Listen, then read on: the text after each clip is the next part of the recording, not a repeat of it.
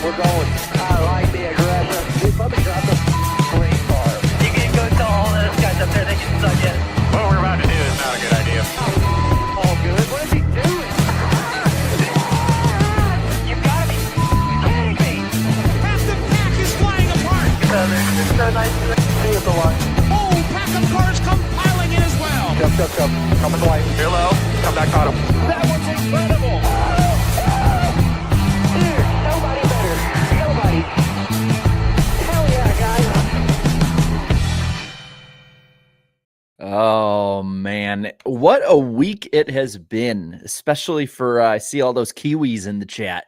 There's that's your green flag tonight. It's not green flags, it's just Kiwis in the chat. They're green, at least on the inside. But welcome on in, everyone, to another episode of NWP. It was a wild week, you know. We're gonna ask the big questions, right? Is SVG unbeatable? Are the Zillbillies going to unite against him in Cup one day or anything like that? Are we going to just at some point end NASCOURT? I don't know.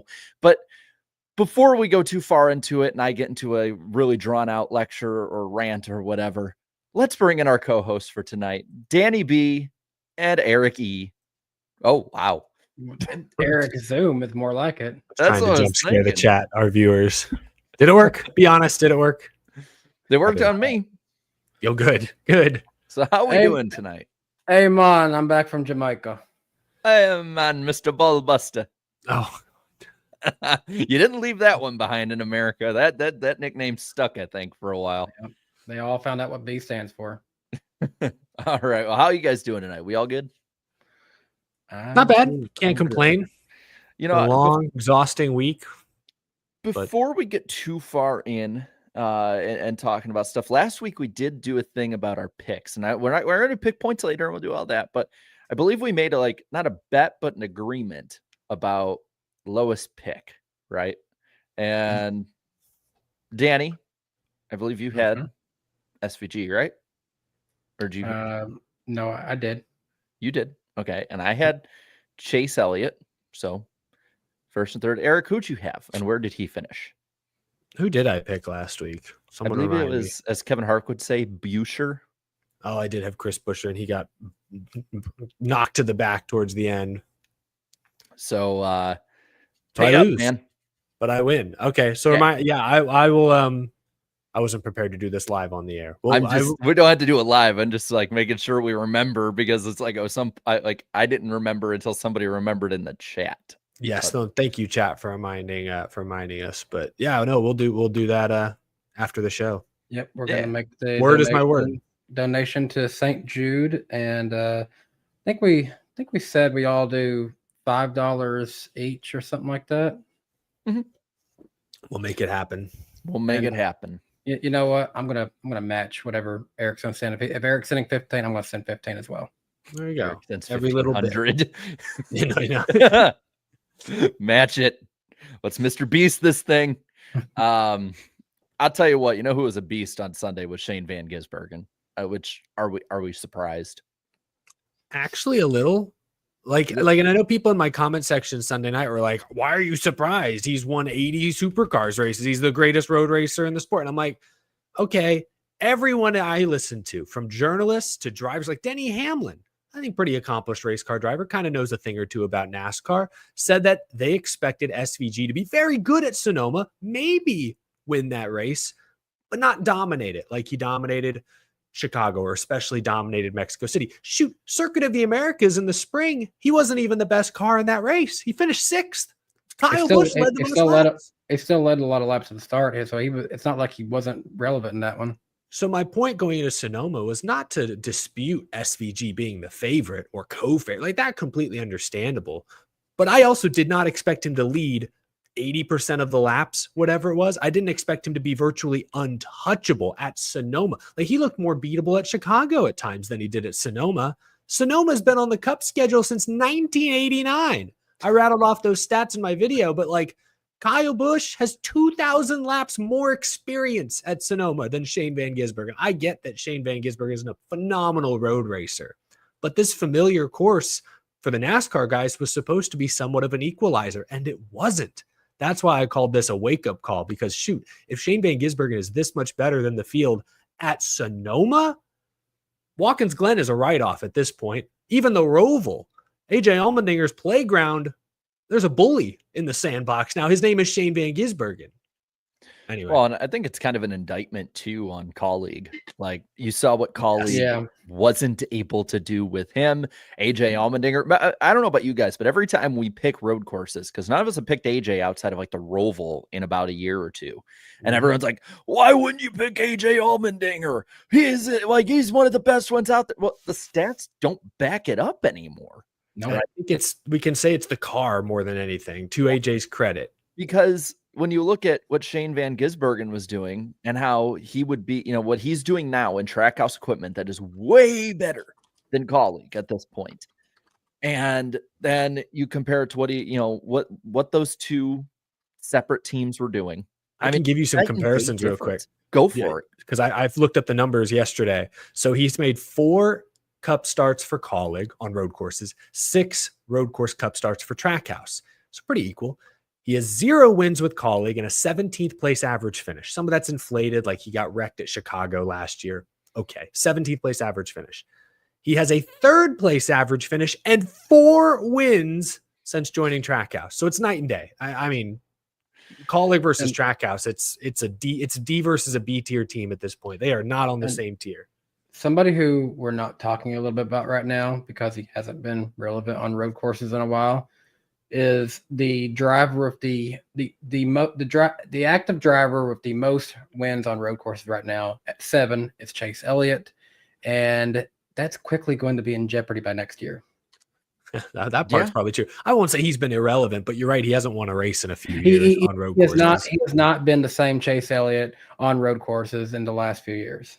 That is true. He did finish 3rd this weekend, though. So can he go out and get top 5s? Yes, but is he going to go out and win it? I'm not going to bank on it right now. Only if SVG blows an engine or a wheel falls off. I mean, this is how I felt going to Lowe's, for instance, Charlotte Motor Speedway back in the day with Jimmy Johnson, where I was like, this is the house that Jimmy built, and it's a race for second. This is in a lot of ways how everyone felt about DEI back in the day when they dominated for like 6 years at super speedways, where it's like, all right, we'll finish behind Dale and Mikey. They got to blow up or screw each other over for them not to win. It's the same damn thing here at this point. And so there's been a lot of, I've noticed there's been a lot of chatter and I've noticed it's been a lot of NASCAR media making the chatter with a lot of it, with, I think, conflating two things that don't need to be conflated. One is the playoff talk, which everyone's talked about. We talked about it when he got his first win, all of that, and his domination. I don't think that we have to combine those things and those conversations to talk about it. I think the SVG and what he's doing is insanely impressive, right? It is. It's insanely impressive. It's the best drivers in stock car racing, the Cup Series. They're not usually dominated this much. Cars are closer than they've ever been. There's really no way that I think you can diminish the road course racing itself. On the other hand, we also know that the oval side of it, the other 30 races or whatever of the year, he's going to be a probably mid to lower tier guy. I don't think that we need to knock down on what he's doing now to like add to that conversation or take away or like different things like that. I feel like there's been too much just trying to chop everybody else's points down than actually appreciate how freaking badass this is. Yep. It is interesting because I see those same comments from people who want to act like his road course accomplishments mean little because, oh, well, at Dover this weekend, he'll be 25th. So that shows he's not really a NASCAR driver. I'm like, bro, he is quickly climbing the list of all-time Cup Series road course winners. He's going to be in the playoffs this year. With the playoff points he's collected and the way the Roval sets up, he could be in the round of 8 in October. Wouldn't be a shock at this point. So to your point, Jared, I agree. It's like people are using other races to somehow overlook what he's done the last 2 weeks. I think we can have two separate conversations. One of the conversations is Yeah, he's got to improve on the ovals to be considered a better all-around driver. But on the road courses, he just might be the best we've ever seen in this sport. We can have both of the same conversations. You can enjoy or at least appreciate the dominance the last 2 weeks. And then, this week at Dover, we can talk about, well, he is still a rookie. He's still got some room to grow. But I'm with you. It does feel like a subsection of the fan base is going out of their way to try and rain on this parade when I just don't think that's fair. Well, I think a lot of the NASCAR media is trying to make it a bigger thing than it is. Like, Maybe. there's some fans that are saying it, but I feel like they're just trying to find a story. Like, I was listening to Teardown, and they're just hyper focusing for 15 minutes on this, and it's like, no, I have not seen as much of it. Maybe it's just I curated my Twitter better than they did. I don't know, but I have not seen as much of it complaining constantly that he's not good at road courses because he's not good at or ovals or anything like that. I'm in the boat of let's appreciate it. Like we're probably not going to ever see this kind of domination again at these types of tracks. Probably not with this car. And I wanted to run through some names here. Right now, SVG with 4 wins is in a 3-way tie for 11th all time for road course wins. Those names he is tied with is Mark Martin, who has 4 road course wins, and Kyle Busch, who has 4 road course wins. When he wins Watkins Glen, I'm not even going to say if, when he wins Watkins Glen, he will move up to a tie for 8 with Martin Truex Jr., Darrell Waltrip, and Tim Richmond with 5 wins. The crazier stat is one I think you guys might have seen from Joseph Strigley. Shane Van Gisbergen is the quickest driver in the modern era to get to 4 Cup wins. Quicker than Jimmy Johnson, Tony Stewart, Jeff Gordon, Dale Sr. Shane Van Gisbergen now, by a pretty wide margin, is at the top of that list. And again, kind of to your point earlier, Jared, like we can put asterisks. Well, there's more road courses now. That's especially whatever. Let's still appreciate the statistical anomaly that SVG has been the past few weeks. Because like you guys just said, I don't know that we'll see this again anytime soon, at least. Here's the thing with him. I talked about the Chase Elliott being at 7, and Chase may win another one. I don't know. But if SVG only won these same 3 races for the next 2 seasons, well, he would pass Chase Elliott by 2027 if Chase never won on a road course. And he would also tie Jeff Gordon with his 3rd win of 2027 by getting up to he would pass Gordon with 10 if he only won these 3 same road courses for the next 2 years. Well, and so I think there's probably going to be 5 or 6 a year, let's say, for that time moving forward. Right. Like, I think we will still have a street course, even if it's not Chicago next year. Yeah. We're probably going to have a street course. Sonoma, Watkins Glen are going to be locks just for which corporations own them. And there's talks of expansion, other stuff like that. Right.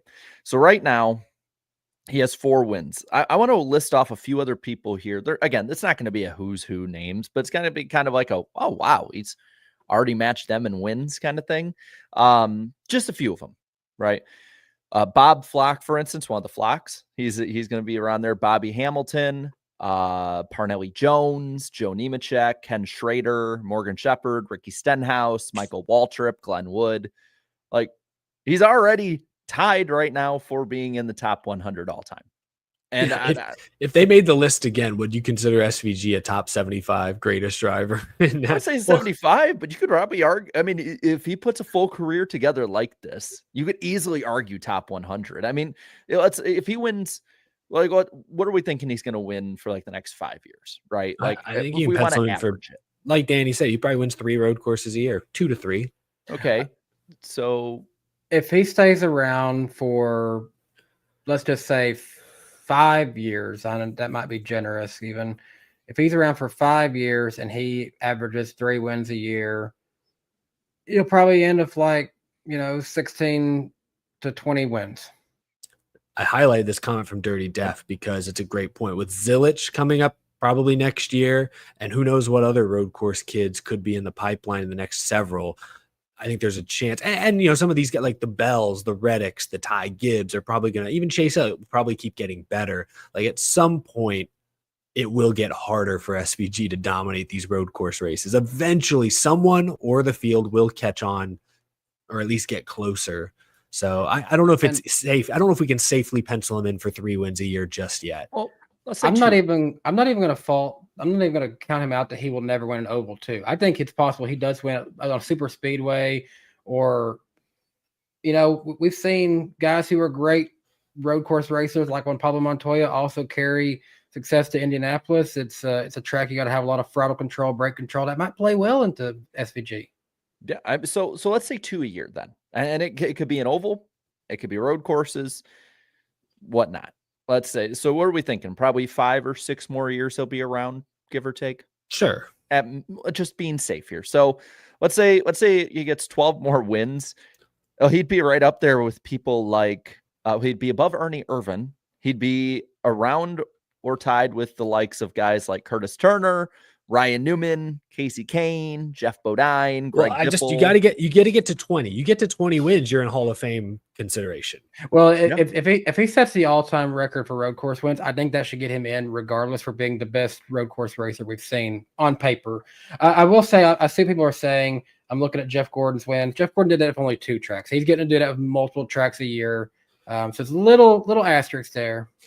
Yeah, now, I did see somebody in that conversation bring up last week, I think it was, that Tony Stewart got nearly as many wins, and I think in like 12 less starts.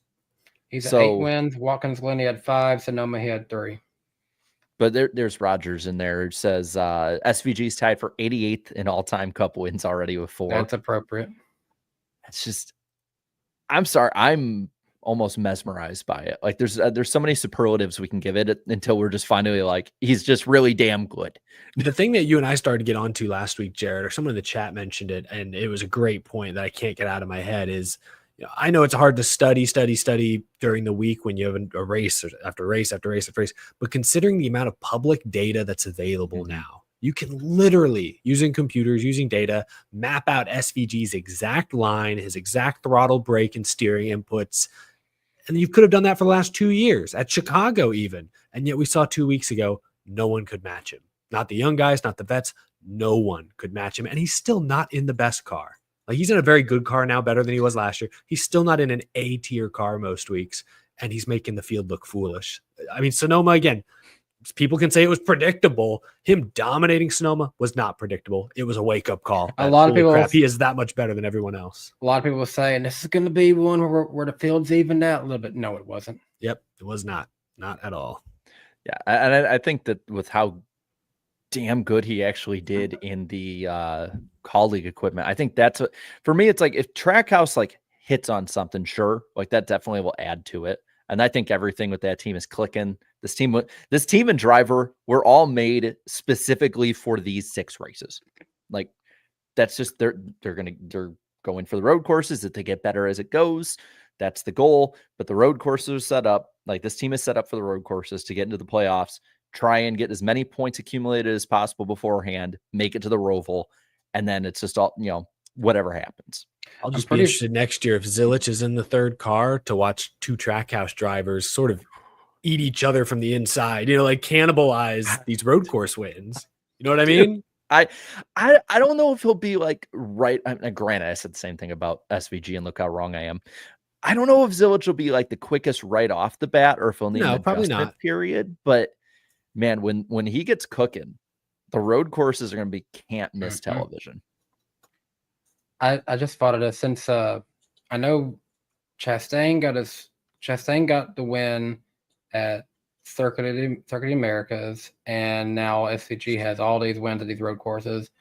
Aside from Road America, as long as if they can win Watkins Glen and the Roval this year, Trackhouse will have a trophy from every road course. Cup trophy, you're right. I guess you're right. Yeah, aside from Road America, that's gone now. Interesting. Damn. Since they've came into NASCAR, if they win the next 2 road courses, they will have a trophy from every single road course. And Suarez also won Sonoma, so they have 2 from Sonoma. Oh yeah. Well, there's a lot to talk about with SVG, and we'll talk Zillich in a bit because that Xfinity race, the end of that race was cinema, and we'll get to that. Peter said no Indy road course. Forgot about that one. Well, but I want to say too, before we go to the main points, like I thought this race was actually pretty damn good. Like I know it was dominated, but there was tons of passing throughout. There was, yes, the storyline of being dominated and all of that, but there's tons of passing, tons of different strategy, comers and goers through the field. Like I thought it was a 7 out of 10 race. Yeah, it was good. It was pretty good. No, I thought there was decent strategy.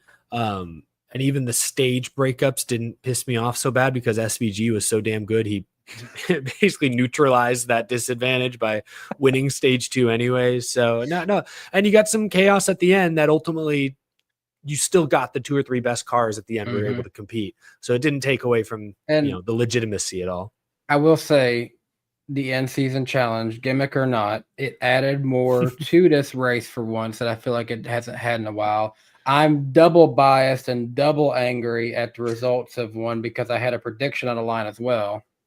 Yeah. Let's just talk about the GOAT here. Ty the GOAT Dillon, who just managed to get into the final 4 in the battles of Ty and also John Hunter Nemechek, the all ex or current or 2311 school of driving at this point. Because that's a crazy fun fact. Yeah, all of them drove for him. Ty Dillon was the very last seed. He was number 32 seed coming into this. And how did he get through it? Let's see. He did not get caught up in the giant wreck at Atlanta. Yeah, because he was in the back. At Chicago, he had to beat. Who did he have to beat again? Someone random. Brad. Oh yeah, he drew in that wreck. He drew arguably the worst road race, not the worst, but he had actually a good race at Sonoma. I'll give Brad a shout out for that. But a not great road racer at Chicago gets caught up in that Hocevar crash. And then here he boots Alex Bowman out of the way in turn 11 on the final lap. To be fair, this is what Bowman fans been getting mad at for months, not weeks, but months with his crew chief. Crew chief getting him into a situation he shouldn't have even been in. He was having a decent race. He shouldn't have even been that far back with Ty Dillon at that point. Was he one of the guys who stayed out late and then just got swallowed up by tires on all the restarts? No, I think they actually were one of the ones that pitted, so they got back there because of all that stuff. And Nicey just didn't go forward. Oof. Yeah, and I actually really like the in-season challenge. I know there's been a lot of people complaining about it and all of that, but to me, this fits the bill that Noble fit for that time and like all these other kind of little things for money and all that. Like I'm not gonna lie, I'm not even gonna like hold my bias aside by any means. I'm rooting for Ty Dillon to win this thing simply for the storyline. Like it doesn't affect the championship. It doesn't affect the vast majority of the race. Like, okay, Alex Bowman lost 2 points. Maybe that might affect him at the end of the regular season. We'll find out. True. Yeah. Maybe I can eat my words on that. I will agree with what Jake Bynum said. Hendrick's PR team did get karma when they made a post that they were trying to end a Cinderella story. They actually made that with Bowman in front of that. That's right. Yeah, I mean, I love it. It gives us something to talk about. Although I have noticed because pretty much all the big names have been taken out of the tournament, after week 1, I don't feel it's getting the buzz it might be getting otherwise. Like I just felt like the tournament was an afterthought this weekend on the broadcast, and I didn't watch the alt cast, which I heard was not good, probably because they only had 3 or 4 matchups to talk about, and it was, I mean, all due respect, as fun as the meme is, a Ty Dillon versus Alex Bowman matchup at Sonoma is not the most thrilling thing to keep an eye on throughout the day. It turned out to be on the final lap, but you're not going to get me to turn the channel over to watch that head to head most weeks. So the in-season challenge is now Ty Dillon versus John Hunter Nemechek and Tyler Reddick versus Ty Gibbs next week. It feels like Reddick should win the whole thing, but we've obviously now can't. It's set up. Nope, that's Ty Dillon's. If the final race was anywhere but Indy, because I feel like Indy, I mean, we've seen some weird wrecks. We've seen some chaotic finishes there. Jimmy blowing up, racing for the lead a few years back. Like we've seen some goofiness, but that is such a car-dependent racetrack. And I just know Ty Dillon has the 33rd place car in the field. You know what? On paper, Nemechek should seem like the obvious choice to beat him at Dover. I don't think I trust Legacy's cars to be legit when they need to be when it counts. Legacy kind of sucked this weekend. They were lucky they were facing each other in the Yes, they were bracket. So facing one of them still was able to move on because neither of them deserved to move on. Like if Ty Dillon just fiddlesticks around in 21st, but Nemechek is blowing his motor, he's fine. Well, I highlighted the comment, and we kind of talked about the broadcast a little bit, but I don't know about you guys. The last couple of weeks, cars have not been that loud on the broadcast, kind of muffled. I thought TNT did a much better job this week than previous weeks. I still think they messed some things up, and it wasn't great by any means. But I'm glad to see improvement, I want to say, on the broadcast front. It felt less sleepy this week than Chicago did, a little less jumbled and discombobulated. A lot of commercial breaks, I felt. And again, I'm watching on HBO Max where there's no side-by-side, so it's especially jarring for me. Thought the sound was, I don't know, hard to tell, maybe a little better. Sonoma's kind of a quiet track anyways because of how it's laid out and where the cameras are positioned. But they caught a couple of the big incidents and back and forths on camera live that they missed at Chicago. Like Chicago, everyone memed how they missed Bubba Bowman, even though they were trying to follow Bubba Bowman.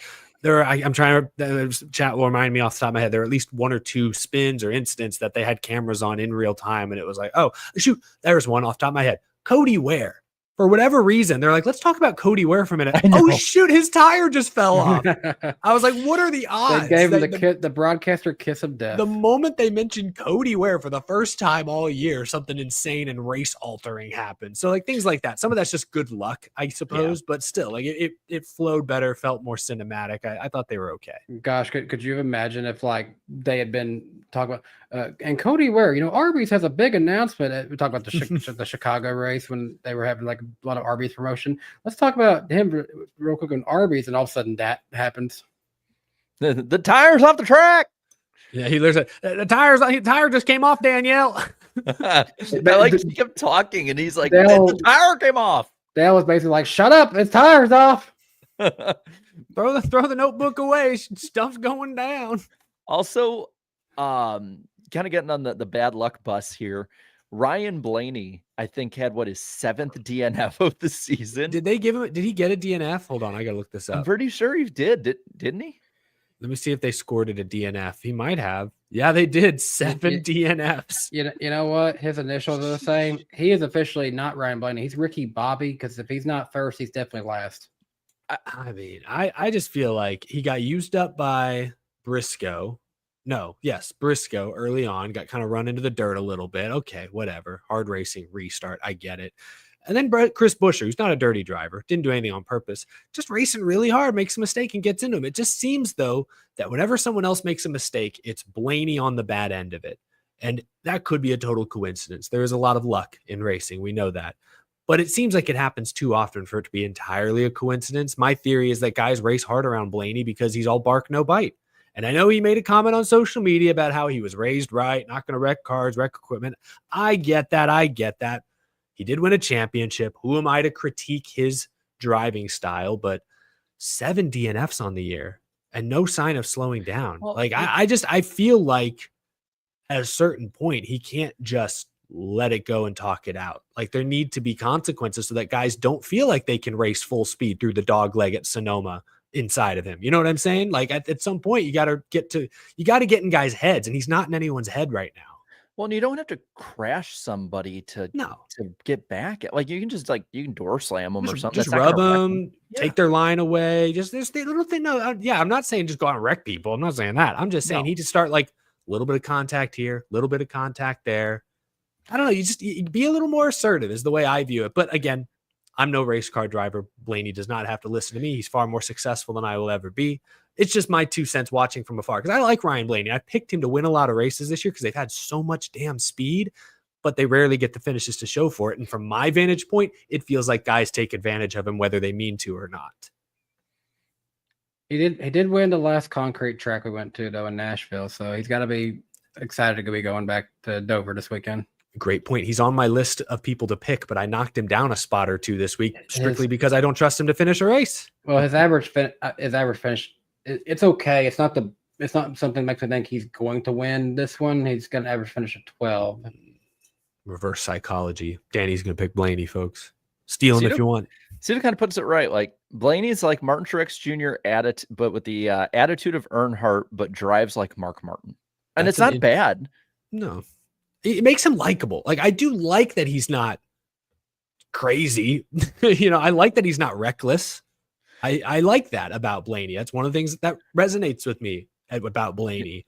But I don't know. Like, I watch NASCAR today and think, damn, my guy Matt Kenseth would not survive in modern NASCAR. It is dog eat dog. I do hate to say it. You may have to adapt, adjust a bit.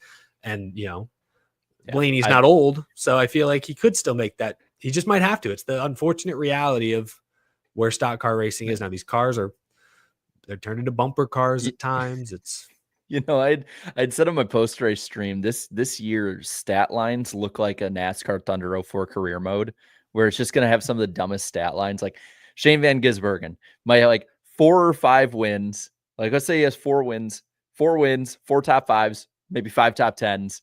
Or whatever. And then it's like average finish 28th, right? Ryan Blaney is going to be like 3 wins, like maybe 12 top 5s, 21 top 10s, 13 DNFs. Like it's just not going to look real to us. Who had the prediction he gets 10 DNFs? Was that you, Danny? I said it was 10 or more. Oh, Jarrett. Okay. Oof. Yeah. Looking good. Yeah. I saw someone on Twitter was saying something and you said you were already way ahead of them.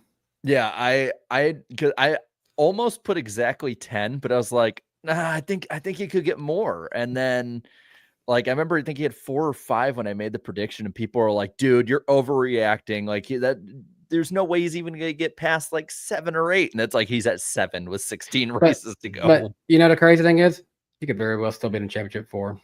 Yeah. And you know what? The pendulum could swing right back. Cause I don't think this is normal. I like to think there's that regression back to the statistical mean, and great drivers that run up front a lot usually don't get like 8 to 10 DNFs a year. But anyway, there was some other stuff to kind of go over here. You guys want to go over some controversy with Pit Road? Why not? Yeah. Spice things up a bit. Chat, do we need to spice things up a bit? Let's spice it up. I think the chat will be on board. Let's play the video of it, actually. You have a video? We do. We have the receipts. We have the video proof. Yes, we do. We have that overhead cam from, I believe, Brad Keselowski's pit. Ooh. Oh, I know what we're talking about. So here's the overhead, and you'll see Ty Gibbs come in right there. Maniac! Arrest him. And the 16, they do their stop. You can watch the dance on pit road here. Nice. Look at that choreography. Honestly, like, yeah, it might be a little issue on the left side, but good stuff. And then, oh, damn, here goes Mr. Castrol. He's at a 90-degree angle. He's right there into the pit. They're trying to push him off the cliff there. 6 and 54 crews get into it. And there's a fight. They're angry. They know they have lost to SVG. Caught in 4K or 40p. But I don't get why are you fighting the pit? Remember, that was Ty Gibbs, not him. He can't go fight Ty Gibbs now, can he? Ty's half a mile down the road. He can, and he just have to wait for him to come around the track and then get suspended after. I was about to say, last time a crew guy fought a driver, I think they got parked or sent home. It could have just said, Brad, hold on, we're not pitting you right. We're gonna go kick his butt. I gotta say though, I really don't see too much issue there. Like, I get it's a shallow entry. I know, Eric, you brought up that he entered more shallow than he had previously entered.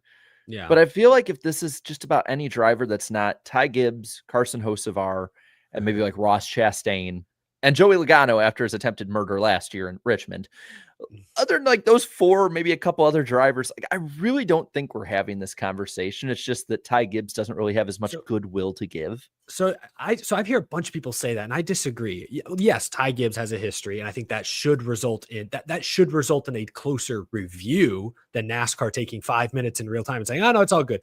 Like, no, because of Ty Gibbs' history, there should be a review. But the reason this is a conversation is not because it's Ty Gibbs. It's because how often do you see a front tire changer go fight another front tire changer in the middle of a race? He obviously reacted like Ty Gibbs did something egregious. I'm no pit road expert. I don't think Ty Gibbs broke any rules, black and white. He's allowed to enter his box there. I agree, though, with, oh, shoot, who said it? Joe, was it Logano? No. Oh, I need to get this right. I know Bozy had some pretty good quotes on it. There's Bozy working in the pits is someone I would really, take a lot of heart to his word. Yes. So my only critique of Ty Gibbs, he did not break any rules. I don't think anything he did should raise to the level of suspension or necessarily even a fine. It should have been reviewed during the week. Yes, it wasn't. I think that was a misstep. He didn't break a black and white rule. I think he did break the unwritten rule. He broke the code. Yes. He did not show the Keselowski crew member the respect. He did not demonstrate proper pit road etiquette. No, he does not have to completely, shallow up his entry and go around Keselowski's crew there. He is entitled to some of that space, but the 6th tire changer is also entitled to his space. It was a little bit of bad timing, a little bit of Ty Gibbs being a little greedy, pushing the issue. I don't think he broke any explicit rule. I think he did not show the 6 crew the respect that they were expecting, and that's why they reacted negatively. And considering Ty Gibbs's rocky pit road history, I think that should have drawn a closer review. I'm not sure I would have penalized him, but he should probably be talked to. Hey, maybe don't cut it quite so close in the future. I think the 6th guy should be talked to. Hey, maybe don't cut it quite so close in the future. I think that's how this could all be resolved. And here's the thing. With who he did that to, if he does that to Chase Elliott, Kyle Larson, they're probably not going to be too happy, but they're probably not going to, hold that above him. You did that to Brad Keselowski. That's his employee. That's someone who works for him that you cut it that close with. So now I'm not gonna hold any. I'm gonna cut you the same amount of slack you gave to my pit crew members at that point on the track. I'm gonna race you hard the way you're racing through my pit where my people are. Oh, and I do want to say I agree with Eric that I do think they should have reviewed it just to be sure. And I think I said that after the race too. Like they said they hadn't or weren't going to review it again, I should say. I think they should have, just as a precautionary measure, just to make sure. Because if he did, for some reason, do it on purpose or some evidence, I would want NASCAR to do their due diligence with it. I am glad, though, they didn't penalize the crew members for having that scuffle on pit road. It wasn't a fight. It was just a scuffle, a tussle, if you will. Because they've done that before. And it's like, no, if you're in the heat of the moment and you think you've been slighted and your tire did get hit, you could get hurt. Like, I don't think that should be really held against them, especially since no one got hurt in that fight or anything like that. So I'm glad that NASCAR didn't go overboard on that either.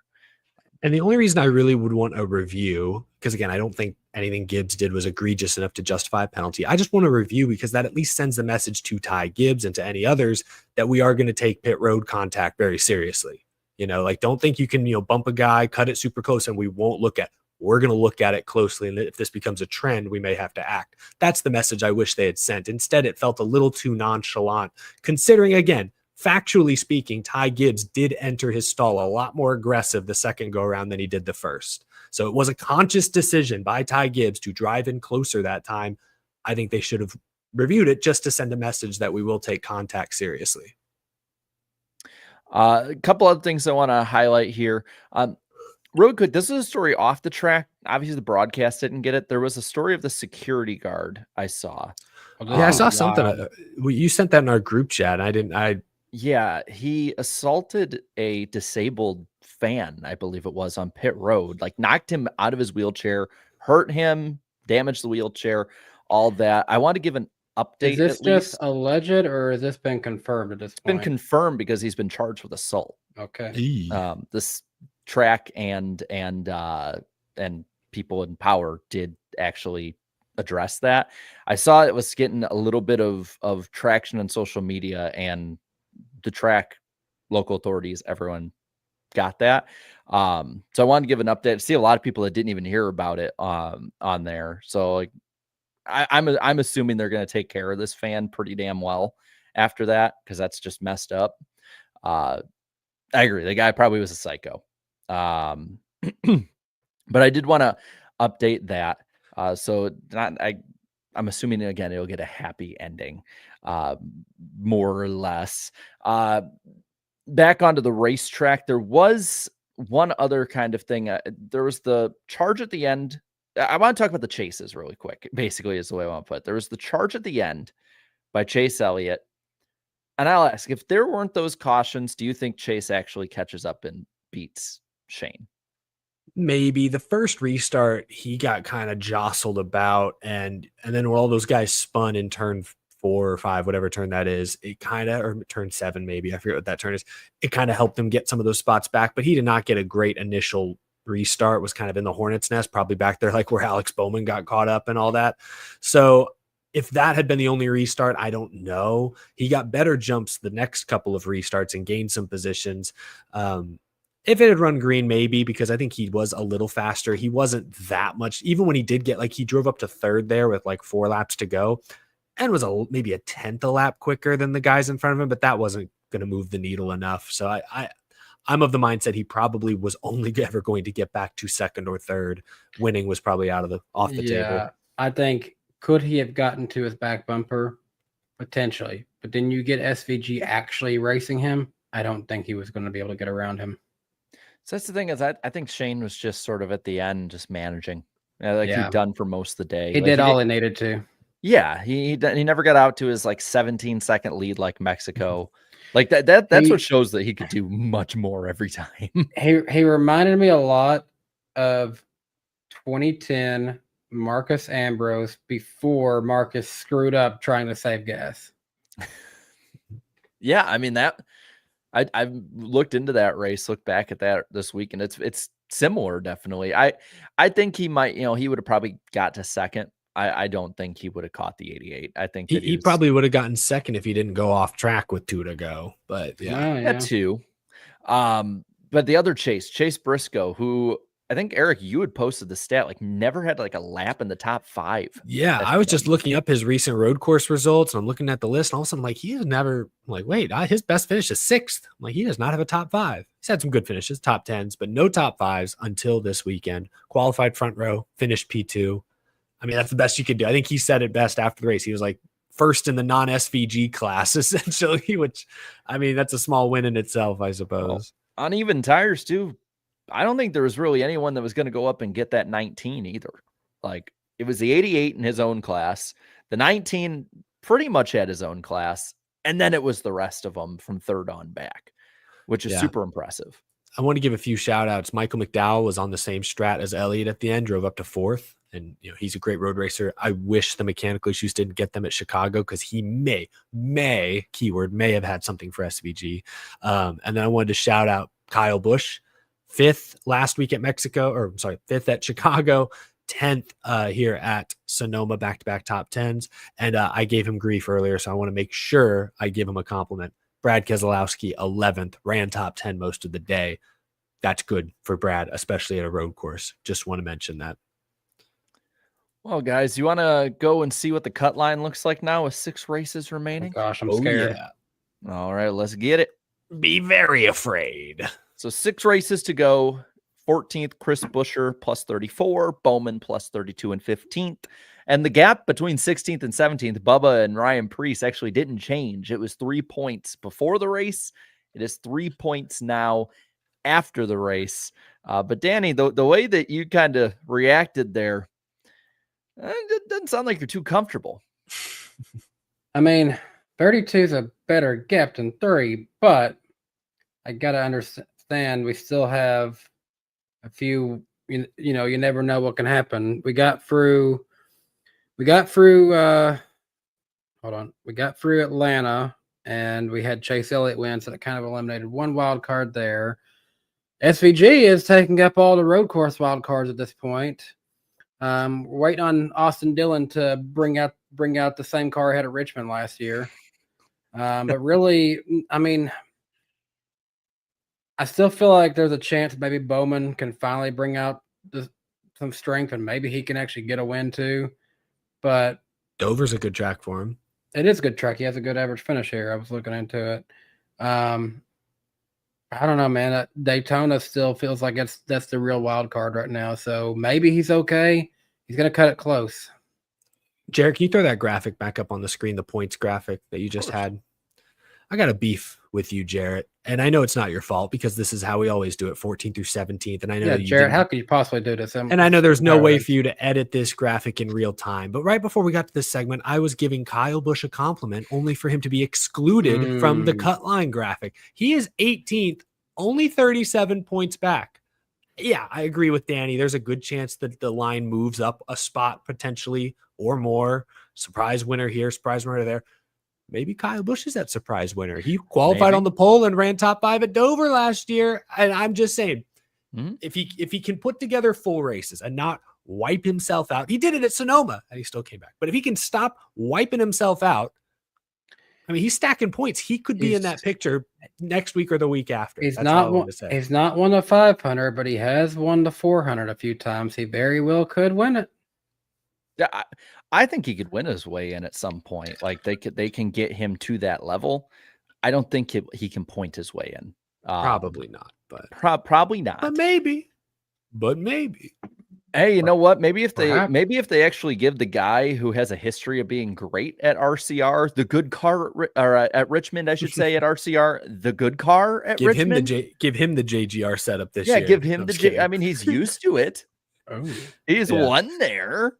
Like, throw that graphic back up again, Jared. All right. Or, you know, Bowman and Bubba, not exactly the most consistent performers. They could keep hemorrhaging points, and I'm just saying. I wonder what David Bell means by his super chat. He says he bets the cut line will look different after Dover. What's he thinking? Kyle Busch? No, I don't know. I mean, it could be Priest getting in. I mean, Priest has been good. Priest has been good too. That 60 team has been good. All three of the RFK guys could win any week at this point. I mean, Hocevar could very well come back of speed now that we're back on an oval. He's done solid everywhere but a road course here lately. Remind me, maybe I'm wrong. Was it Hocevar that was actually had a lot of speed at Dover last year, or am I just misremembering things? I know there was one of those like kind of sub 25th place guys that was really fast there last year. I feel like he had a top 10. You might be onto something. Let me look it up. I'm looking up Carson Hocevar at Dover. It was Noah Gregson is maybe who you're talking about. Maybe it was Gregson. He was up there. Yeah, he ended 6th. Hocevar was just mid-pack. He started 20th, finished 22nd. Okay, so I'm probably thinking of Noah, because there's always like that one weird person at Dover. Doesn't matter what generation of car, what year. It's always like that one guy who, you know, it's like the King Ghidorah meme where they're all looking fierce. You got 9 guys looking really fierce, and then you got the one that says like that. That's taking out Martin Truex Jr. and also taking out Daniel Hemrick, who only had 1 start in the last 3 races. Yeah, the drivers with the best average finish that are still active is Chastain 5.7, Chase Elliott 5.7, Alex Bowman 6.5, and Denny Hamlin 9.0. Those are the ones that have the best average finish below 10. God, I remember when this was like Denny's worst track, and then they just turned it perfect around. I honestly think you might need to start racing for points right now. Like a few weeks ago, before Shane went on his just insane run, I would have thought, well, yeah, 1 or 2 of the road courses probably are going to have somebody weird, right? But I don't know at this point, because like, what do we got left? We got Dover, Indy, Richmond, Iowa, Watkins Glen, and Daytona. If you are Hendrick Motorsports, and I know he's a redheaded stepchild, but where he's at right now and how his average finish is, he's had a win here before. They need to get all the heads together and focus on getting speed at 48 to get all their cars in this weekend.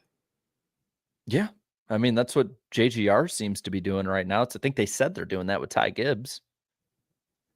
This is in my opinion, this is their last true chance to get Bowman speed at a track he's good at if they want to get him a win and get in. Hey, I know that commenter. I have a prediction online for that, so I would love for that to happen. Maybe it could. We'll talk more about Dover once we get there, guys. How about we go over to TV ratings land? You all good with that? What Let's other do it. choice do we have? We could leave. You don't have a choice. Looking at the Cup ratings, Cup race scored a 1.09 rating and 2.189 million viewers, about 2.2 million viewers. Surprisingly, actually, that was above Chicago, which Yeah. What? marketing, that has to be it. They didn't market anything. TNT has not marketed anything well, in my opinion. I would not compared to Amazon or even Fox for that matter. At least Fox does it with other sports. Exactly. And the Super Bowl. TNT did it again over the NHL and NBA playoffs a bit, but those both ended over a month before the TNT NASCAR schedule started. So it was not like immediate. Kind of wishing if they had to have signed with any TV network during this point, they just would have done 5 races on the CW. Anyway, did I tell you all about when I was in downtown Fort Worth months ago, and the buses in Fort Worth were wrapped with NASCAR on the CW advertisements? That's wild. It was the most random thing I'd ever seen. I should have taken a photo. I saw like 2 of them, so I don't know if it was every bus, but it was at least 2 of the city buses. That 2 buses, so 2 buses. That's better. That's 2 more things than TNT did. I'm just saying, CW is just throwing their money at nonsense. that was in Fort Worth, you said? Yeah. Well, that's crazy that they're doing that, because there's an ACC school in the Dallas area, and ACC is on the CW. You'd think they would be prioritizing that. Maybe in the fall they will. There is a racetrack near Fort Worth. Obviously, the track is in Fort Worth, but still, I was like, wow, okay. So this obviously was down from last year because it was on Big Fox. 24% decrease, which actually is less than I expected and less than usual. So I guess you could say decent in that regard. The biggest comparison you can do is to the last time they were on cable, which was 2022 on FS1. This was only down about 2% roughly from then. So this actually is about in line for what Sonoma does. And that race was also 4 or 5, depending on the bye weeks and stuff, 4 or 5 weeks earlier in the season, which always tends to get better ratings. So this is what's to be expected. This is the first week that I'm actually like, okay, this is where we should be. The last 2, they should have been higher. This is where we should be. Yeah, I agree. So you can take it how you will on that one. Xfinity had 972,000 viewers. This was up 27% from 2024. They peaked at 1.09, about 1.1 million viewers, and head-to-head beat IndyCar 972K to 576K. No other way, I think, to look at the Xfinity ones other than that was pretty damn good. It's good to be on broadcast TV if you're looking for sheer numbers. Yeah. Well, how about we've seen how many people watch. How about how many people voted? Let's go to the poll. 11,000 voted on this one. And while I'm doing that, I should probably make sure I have all the data for it up so I can compare to other ones. 13% said this race was great. 58% said it was good. 23% said average and 6% negative. So 71% net positive on this race. Scrolling down on my other big ass sheet of statistics. Seriously, there's like 17 pages now on it. It's actually kind of freaking nuts. Oh, yeah. Have you heard of this thing called Google Drive? Have you heard of the cloud, Jared? Well, it's on Google Docs. Yes. Where did I'm having a brain fart. There it is. So there's been 6 races pulled from Sonoma since 2019. This race ranks 4th, but it's actually kind of crazy because the ones above it are 75, 72, 72% positive. Then this one, 71% positive. The other 2 are 31 and 28% positive. So Wow. it's either people are generally all right with it or don't like it. As for road courses, this race ranks 22nd of 34 pulled road course races. So seems a little low, but no, it's not far off. It's tied with the 2023 Roval for 71% positive. Is that the one AJ won? Might be. They'll let us know in the chat. I don't remember anything else about that race. I'll be honest, I don't really remember much about Roval races past about the one where Chase Elliott was a badass I on was going to his say car. the first two were extremely memorable. And then I think about the Xfinity race that took place during a hurricane. That's right. And then they're all kind of a blur since then. Let's go to the comments. First comment was from the Ultimate KFB fan. Is this positive, negative meme? Positive. KB, like I just said, is on a good roll. I'm going to say he's just memeing. 2-word response for the Ultimate KFB's comment, and it is solid race. Positive. Positivity. Bzz, bzz, bzz. Tank Slapper here. Let's go to the comments. Said Denny got his first top 30 finish at Sonoma in the next gen era. Hang the banner. Oh, wow. I knew he blew a motor last year. I didn't realize it'd been that awful. I just know that one person on Spotify is going to hate me for saying it for the first time in 3 Hang weeks. the what, Jarrett? Say it again for the people The that didn't hear. banner. I Hang mean, the banner. But you're required by law to say it that time, though. There, we'll put it on the bottom there. Hang the banner. Denny got a top 30. Nice job. The power of the poof said 81 wins in Australian supercars, yet it feels like he was meant to race in NASCAR. Wow. Yeah, Don't show that to Facebook. This might be a hot take, but I think he does a better burnout than Kevin Harvick did. He does do some funky burnouts. I do enjoy his burnouts. Roman numeral 3 says 10 out of 10 race. LFG Ty Dillon. Yeah. Clayton says this was my first NASCAR race in person. Super fun to watch. Awesome. Glad you had a good time. I hear good things about the at-track Sonoma experience. Yeah, I'm going to another new track this weekend, but I might have to go to Sonoma next year. ZH2 Motorsport says SVG got more wins in 1 year than Chase Elliott has in the last 3. We could play this game about a few guys. Yeah, probably. Kyle Busch. I'm surprised that wasn't in the gutter. Truex. Although, all right. Yeah, Truex. Who would be one that would surprise us, though, on that one? Like, who's somebody that got less than him in the last year? Like, in the last 3 years than he did in the last calendar year?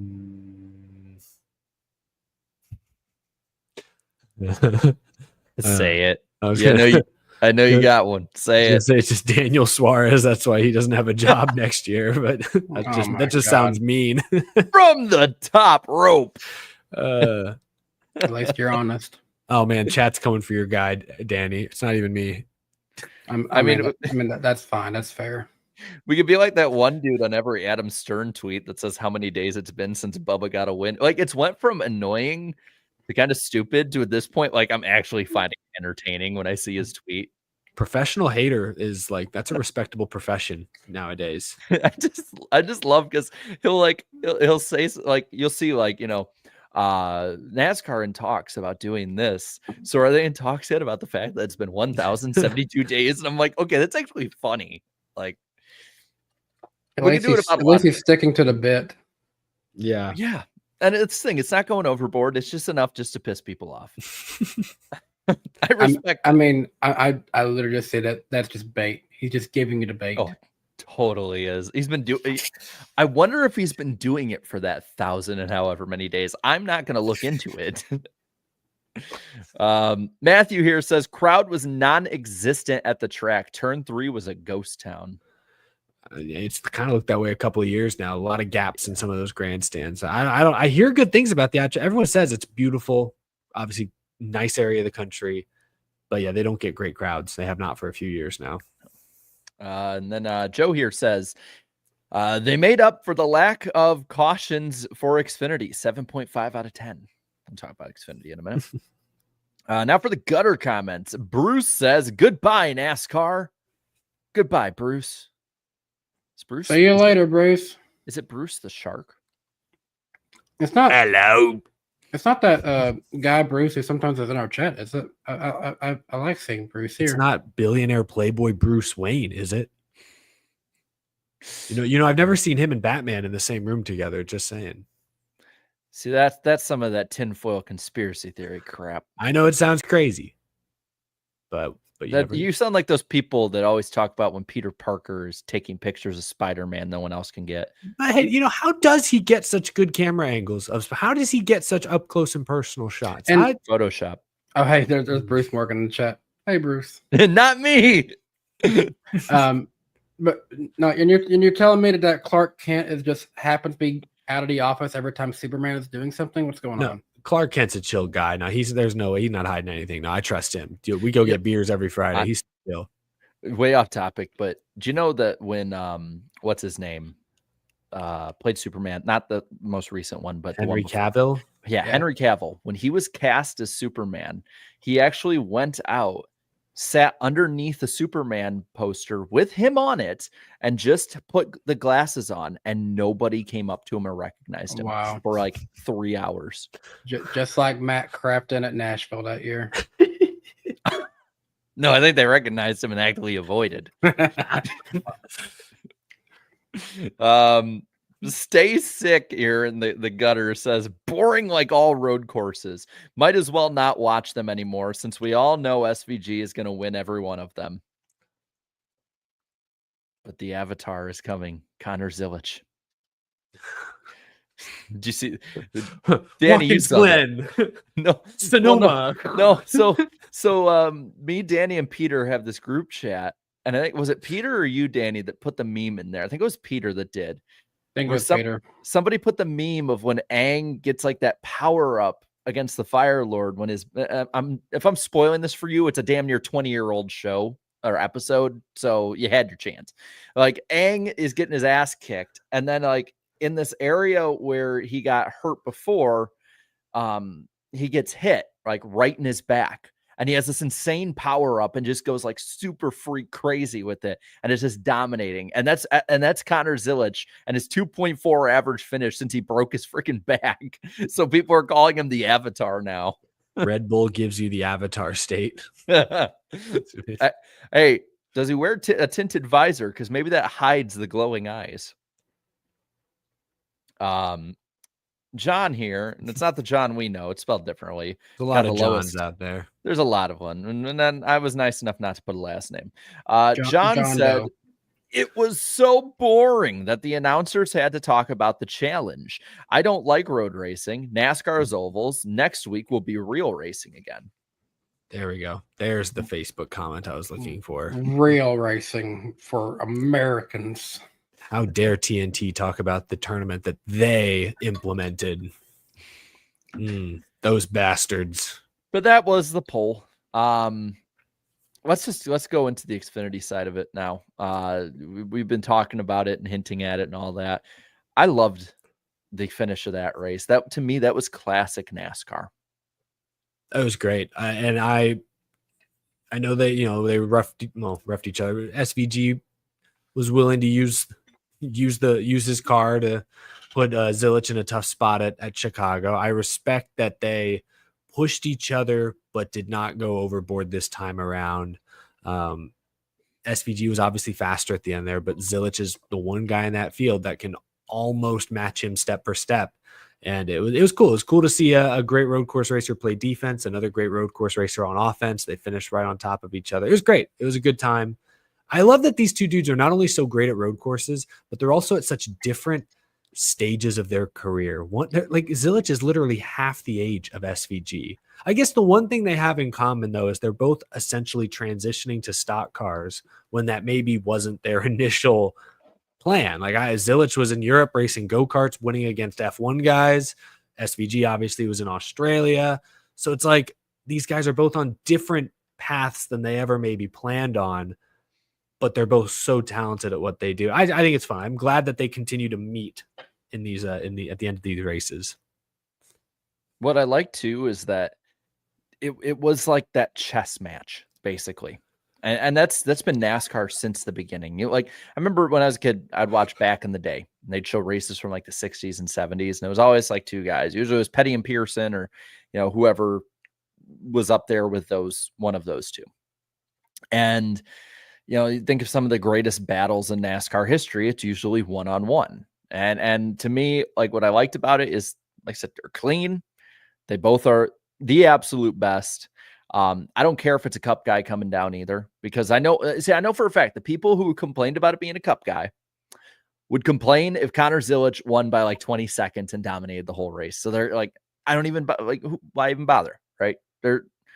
It's two of the best at their craft. And like I said, I don't think that Zilic is immediately going to go up and like dominate. And I could be wrong, but like when he gets that car under him, when that team and driver is all set, I cannot wait to see the 88 versus the, I don't know what number he'll be, 87, 99, whatever. Can't wait.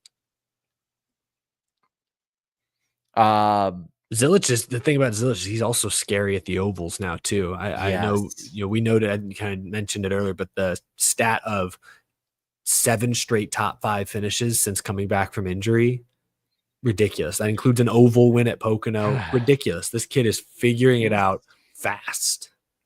Yeah, he might be a problem for a while for a lot of drivers. And I don't think we're going to see these two get the progress at the same speed as each other, but I'm really enjoying the brotherhood friendship between him and Jesse Love, and I'm looking forward to seeing how they progress together. The bro code, man. That bro code. Looking at the cut line for the Xfinity series, it's widening out a bit more. We've now kicked Ryan Sieg off the island after another just not good, very bad race. Sheldon Creed is plus 54, then Taylor Gray plus 22, and Jeb is 16 over Harrison. Battle of the Burtons. I think the dream of having both the Burtons make it through, I won't say it's dead, but it's going to need a lot more help now, I think, at this point. Harrison Burton could win Daytona, and Taylor Gray could become dog crap. That's what I was going to say, is Jeb could leapfrog Gray, and Harrison wins Daytona. Bada bing, bada boom.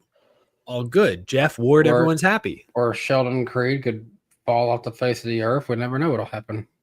We need that. We need that as our next sound effect, Jarrett. Sheldon Creed. All right. We need to find that. Someone clip out one of Vince Welsh's best Creed deliveries, and we will include that. We just need a compilation of him saying that. The Dirt Derby. Creed. God, I always suddenly he was so constipated. I hope Vince is doing well wherever he is. Would you rather take Vince or Jamie Little? We've had this debate. I would take Vince Welsh. Yeah, same. But that's like, that's not exactly. It's the lesser of two evils. Yeah, I'd take neither as a great. They were both elite on pit road and in other departments. I know I showed it on the bottom line, but I don't know if you guys remember or not. So I'm going to ask a question: who was the best of the rest in the Xfinity race? The best. Who finished third behind the two dominators? Oh, I know. Oh yeah, Sawalich, right? Yeah, first top 5 of I think of his Xfinity career. I might be mistaken. I mean, I've been saying as wacky as that cutoff line is, he's still in a JGR car. And you never know what can happen. 100%. And I think Sawalich didn't he win the ARCA West race this weekend? So I think he's just really good at Sonoma. I could be wrong. I think he won the ARCA race. That was a great race. No one, I think he had ARCA. They've raced it. They race at Dover, don't they? Still, yes, they do. They will this weekend. Do we know? Did Sawalich win at Dover when he was racing ARCA? Probably. He won a lot. His ARCA numbers are insane. This could be a track that he could legitimately have a chance to win at. How would that shake everything up too? Then I mean, it basically we might not get either of the Burtons if that were to happen. He's in a JGR car. Like he should, it's like Eric was saying about the predictions last week. Like a monkey could win in that damn thing. He finished 17th at Dover last year in an ARCA race. Must have had something go wrong. And then the year before that, he did not run Dover. So, okay, his Dover record is not good as things currently stand. Well, that could change. But that'll do it, I think, for the Sonoma weekend. How about we go into our first Super Chat stage break? Let's do it. I'll got a timer for you. All right. First one here from Bailey says, if NASCAR 25 is using AI ratings, SVG better be a god on the road courses. For sure. We'll talk about that in a bit, but yeah. I remember in the Technics games where they used ratings for each individual kind of track. Ambrose would always be one of the best on road courses. Yeah. We'll talk about that in a bit when it comes to the game. Alex for the 2 says, to quote Michael Roots, Kiwi. I probably didn't do it in the same cadence, though. Probably not. Bailey says, all hail our savior, Ty Dillon. All hail. Ty Dillon supremacy. It's only one God, Bailey. It's not him. Yes, it is. It's Ty Dillon. Sterling, thank you for the 5. No comment, but thank you still. Ross Crash Stain says, praise Ty Dillon. So he is one of the Church of Ty. And not Ty Gibbs. Gavin for the 3-year membership. Can anyone stop SVG? No, probably not. Let's go 5. God, that must have been so demoralizing watching your driver, like with a guy that already pitted, get passed for the stage win. Let's see. JJTN for the 50. The 50. Whoa. Says, Connor Zilich is not in reality. He said on Stacking Pennies he would jump to F1 if he had the opportunity, but he wants to have a fan base in the U.S. if it doesn't work out. There isn't a driver in Cup who would have a ride after they jump ship to F1. I mean, There isn't a driver in Cup who would have a ride. No, I don't think that would be the case. I mean, I don't think they would like hold the seat for him, but like if he goes to F1 and has that on his resume and that, support and that notoriety, I think there'd be a Cup team interested in if he wanted to come back. Yeah, I mean, look at the different teams that took chances during the open wheel invasion back in like 2007 and 8. Like Kyle Larson could announce tomorrow, hey, I just want to run dirt races. I'm going to see y'all later. Okay, see you later. Hey, I want to come back and run Daytona 500. All right, yeah, sure. We'll get you a ride. They totally would. West Virginia for the 10 says, didn't SVG finish 13th at Martinsville last year, or am I misremembering? Would be cool to see him win there. I think it was like even 12th. I thought it was 12th or something. He did have like a random really good finish. Yeah, he was decent. Which that kind of track, a lot of braking, very similar to a road course. Yeah. Ambrose ran well there too. Jason here with the 548 says, fire Blake Harris. That call cost Bowman a top 10. More importantly, cost him the in-season challenge. Man, what happened? Remember when Blake Harris was like the guy coming over from front row? That was the reason that McDowell supremacy became a thing. Yeah. True. All right, let's get the last one here then from Marco, who says for the 5s, Blaney has had so many DNFs and head-on collisions this season. Does he get a free toaster or something? Does he get like a punch card so he gets a free sandwich after so many visits? He does not pass go. He does not collect $200. He doesn't get a free toaster, but he can get a free toaster strudel to go in there. Well, that was fun, guys. Danny, I don't know about you, but I heard a bit of thunder today. We had a couple storms come through today. I was kind of shocked. I actually got cut out in one when I was running this morning. Oh, boy. Yeah, I was running and I got back, and then I went out later early in the afternoon with Rhett to take him for a walk, and lightning struck like in one of the trees at the tree line, and I was like, nope, and we sprinted a mile back. I think Eric's getting struck by lightning of how much his camera is moving. Do you guys not feel that thunder? Thunder. It is the lightning round. There it is. Very short lightning round this week. Of course, we have the NWP Clips channel. Be sure to look at that if you miss any of these. If you're, don't see the ones that we upload as well. Just one big thing. Chris Wright is out in the 5 in Xfinity. Kaz Grala is in. So I guess I can show this one last time. Oh, man. There the guy when he's goes down. my hero. Watch him as he wrecks. That was like sometimes you just have to do the right thing. Oh, I'll go. I'm sorry. I'll go. guys. I'm just asking it now. Have we Drew dollared him? Honestly, probably. I didn't read his statement today. Did the internet bully him out of racing? I honestly, it was 19 races too many. I was gonna say the garage people in the garage, like Balicki took his shots at him. I don't know. Like, I feel like it was not just the internet. Not? Yeah. I mean, hell, we were all saying this stuff at Daytona. Daytona was the first red flag, and it was also the only flag. Also, next week we will be on Danny B's channel, July the 23rd, Wednesday night, 8 p.m. Eastern time. I'm gonna talk about all things Dover after I go to Dover. Yeah, and I'll be the first one of us to go to Dover, right? Yeah, before I did. Yeah, I haven't been there. So you'll be let us know what Miles is like. Yeah, that's actually what I'm looking forward to seeing. Is like, how big is Miles the Monster actually? You like get there and you're like, what? It's like that Joe Pesci one. What the F is this shit? I should take my little Miles the Monster up and keep in my backpack and be like, I have your son. Take him back. He keeps leaving little pebbles all over the house. That was the lightning round, by the way. Wow, that was a short one. It was kind of like the pop-up showers that we've been getting in Tennessee all day. All right. It's time. Let's do it. NASCOURT episode 1000 Electric Boogaloo.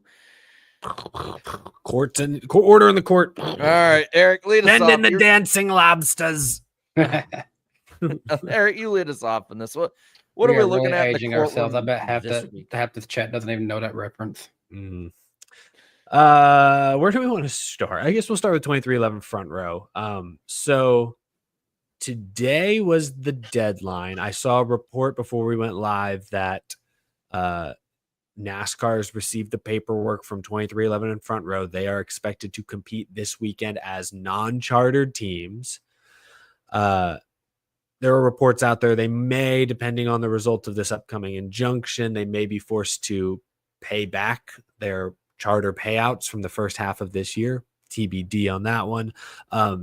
In a last-ditch effort to try and save their charters, ironically, we get a super chat right now from I Stand with 2311. I don't think that's a coincidence. I don't know if think that's on purpose. I don't know if that evidence will hold up in court on its own, but hey, glad to see fans throwing their support. Put that back up there for a second. I love how you just randomly see Wikipedia right under the logo. Like they just put that together last second. They screenshotted it. Where was I? So this week, in sort of a last ditch effort to try and delay their charters being rescinded, they filed a new injunction with new evidence. They claim that NASCAR has told them, hey, as soon as we get our charters back, we're selling them. And the teams are like, well, hey, if they sell those charters to any other team out there, how are we ever going to get them back? Things get way too complicated. We need an injunction. We need relief to ensure that they will not sell those charters at the very least until this case is completed. I saw a report from Bob today. I've not had a chance to read any of today's most recent court filings, but it sounds like NASCAR has assured the court they will not sell these charters, at least not until after this latest injunction has been decided on, which could be in the next few days. So don't expect an announcement tomorrow that so-and-so has bought a charter. That doesn't sound like it's happening. But next week, depending on the results of this injunction, I guess it could. But that's essentially where we're at. So pending the results of the latest preliminary injunction, right now 2311 in front row are non-chartered. They might be able to keep their charters this time next week. I'm leaning towards they probably won't.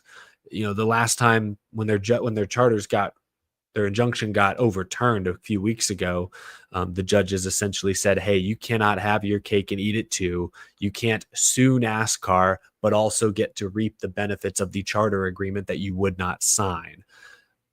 That feels, I'm no lawyer, no legal expert. That sounds logical to me, as much as, I'm not trying to pick sides here or anything. That that sounds like a fairly logical conclusion, in my opinion. I don't know that this latest injunction will be successful on that front. Where I think this latest injunction / restraining order could be successful is they may successfully prevent NASCAR from being able to sell these charters until the trial. Like they may be able to get like a restraining order for the next 6 months saying, hey, we're not chartered, but you also can't sell those charters until the end of the year. I don't know if you guys have anything to add, but that's in a summary, more or less. That is the latest development there. Thoughts? Eric, you kind of we talked about it before. You put it best. I think just from the fan perspective, you and I think, are on the same page. Danny, you talked about it too. I think we're all on the same page. I'm just tired, boss. Like Yeah. I'm just ready for this thing to be over and actually get something big here. They're going to be open teams more than likely. I doubt that they're probably going to get this injunction unless it's like maybe, different judge or something like that. The interesting part is like, will NASCAR and one of the teams have the stones to sell off and buy one of these 6 charters? That's the thing. Like it sounds like, yeah, it's just like, say your Legacy Motor Club and this whole deal with Rick Ware has gone south. I don't know. Say you're like, all right, we'll buy one of these front row charters that now NASCAR has in their possession. We'll buy that one. Okay, we'll say in December, front row wins the lawsuit. Is it possible to unwind or undo that transaction or not? Maybe front row will have to seek relief in other forms. Like maybe Legacy would be safe and that's now their charter, regardless of the result of the lawsuit. I don't know. It could get messy. It could get complicated. To your point, Jarrett, would another team want to even take that risk? I don't know. Because I feel like then you're jumping right back into, there's probably going to be another lawsuit. It's probably going to be another 1.5 year long battle, 2 year, whatever, how long they want to take it. The only thing I think we're going to see on track that's going to be different with all this is if 41 teams show up to Indianapolis. Like that's or the only Talladega, maybe. Maybe Talladega, but in the immediate future, like Indianapolis and Daytona are probably the only 2 leading up to the playoffs I could see is like, yeah, there could really be a ton of people, especially Daytona. Yeah, and we've seen all it takes in Daytona qualifying is for like one bad engine. Yep. That's all it takes. 100%. Denny blew up first lap of practice at Chicago. Well, and all I think about too is what if that is the case and that's the cut line? Yeah. And the 23, for instance, misses. Like, Yeah. do they do a driver swap? Do they put, him in the car that Riley Herbst or Tyler Reddick would be in? The car's in. It would just be a driver swap. They'd go to the back of the pack. Like, but that's awkward. Yeah. Imagine Bubba in the 35 for a week. Yeah. Or like, oh yeah, here's Tyler Reddick. This guy who like, we think he's locked in on points. He hasn't been all that great. Just getting the 45. Like, yeah, I don't know. So I mean, weird. It wouldn't be the first time that we've seen them swap their driver's seats. Yeah. Switch the door number on the side. Well, I think, yeah, I'm with you there, Jared. I think a lot of fans are just waiting for real definitive results because right now, all this drama, all this stuff, when we tune in on Sunday, it's going to look the same as it always has. Yeah. Reddick, Wallace, Zane Smith, they're all going to be in the field. They're all going to race as normal. Their playoff eligibility has not been upset. 23-11 in front are making less money out of this weekend, but like the fans never see that anyways. So I think once it's all said and done, either settled or decided on in December, then the sport could be transformed for good or for worse. We don't know. Then people will take notice. But until then, it's just details. It's tedious. It's extra steps. I find the Legacy Rick Ware case in some ways more interesting, especially with some of the stuff that came out this week. So, oh man, I'm going to try. I did this in a video today, but I was able to edit it and record it and practice it. I'm trying to do this off rip now. Sure. The Legacy Rick Ware saga is more interesting than we originally were led to believe. So Rick Ware has 2 charters. Legacy believed they had entered into an agreement to buy one of those charters for next year. They signed it and everything. Then Rick Ware says, no, wait, you changed the dates. This was supposed to be for 2027, and it's not supposed to be this charter that we're going to have to lease. It's supposed to be this other charter, 2027. So they back out. Legacy says, hey, you signed this. You can't back out. They sue them. Okay. Rick Ware countersues Legacy because I think they were mad about mean things Jimmy said about Rick Ware. I don't know why they countersued. They countersued for whatever reason. It's America. In hearings, according to court documents, in recent hearings, then Rick Ware and their representatives assured the court, hey, we aren't going to sell these charters, or we're not going to sell the main charter in question until after the case is over, unless we go out of business, or it's the wording they supposedly used. Okay, fine. And then they turn around and sold it to TJ Pusher.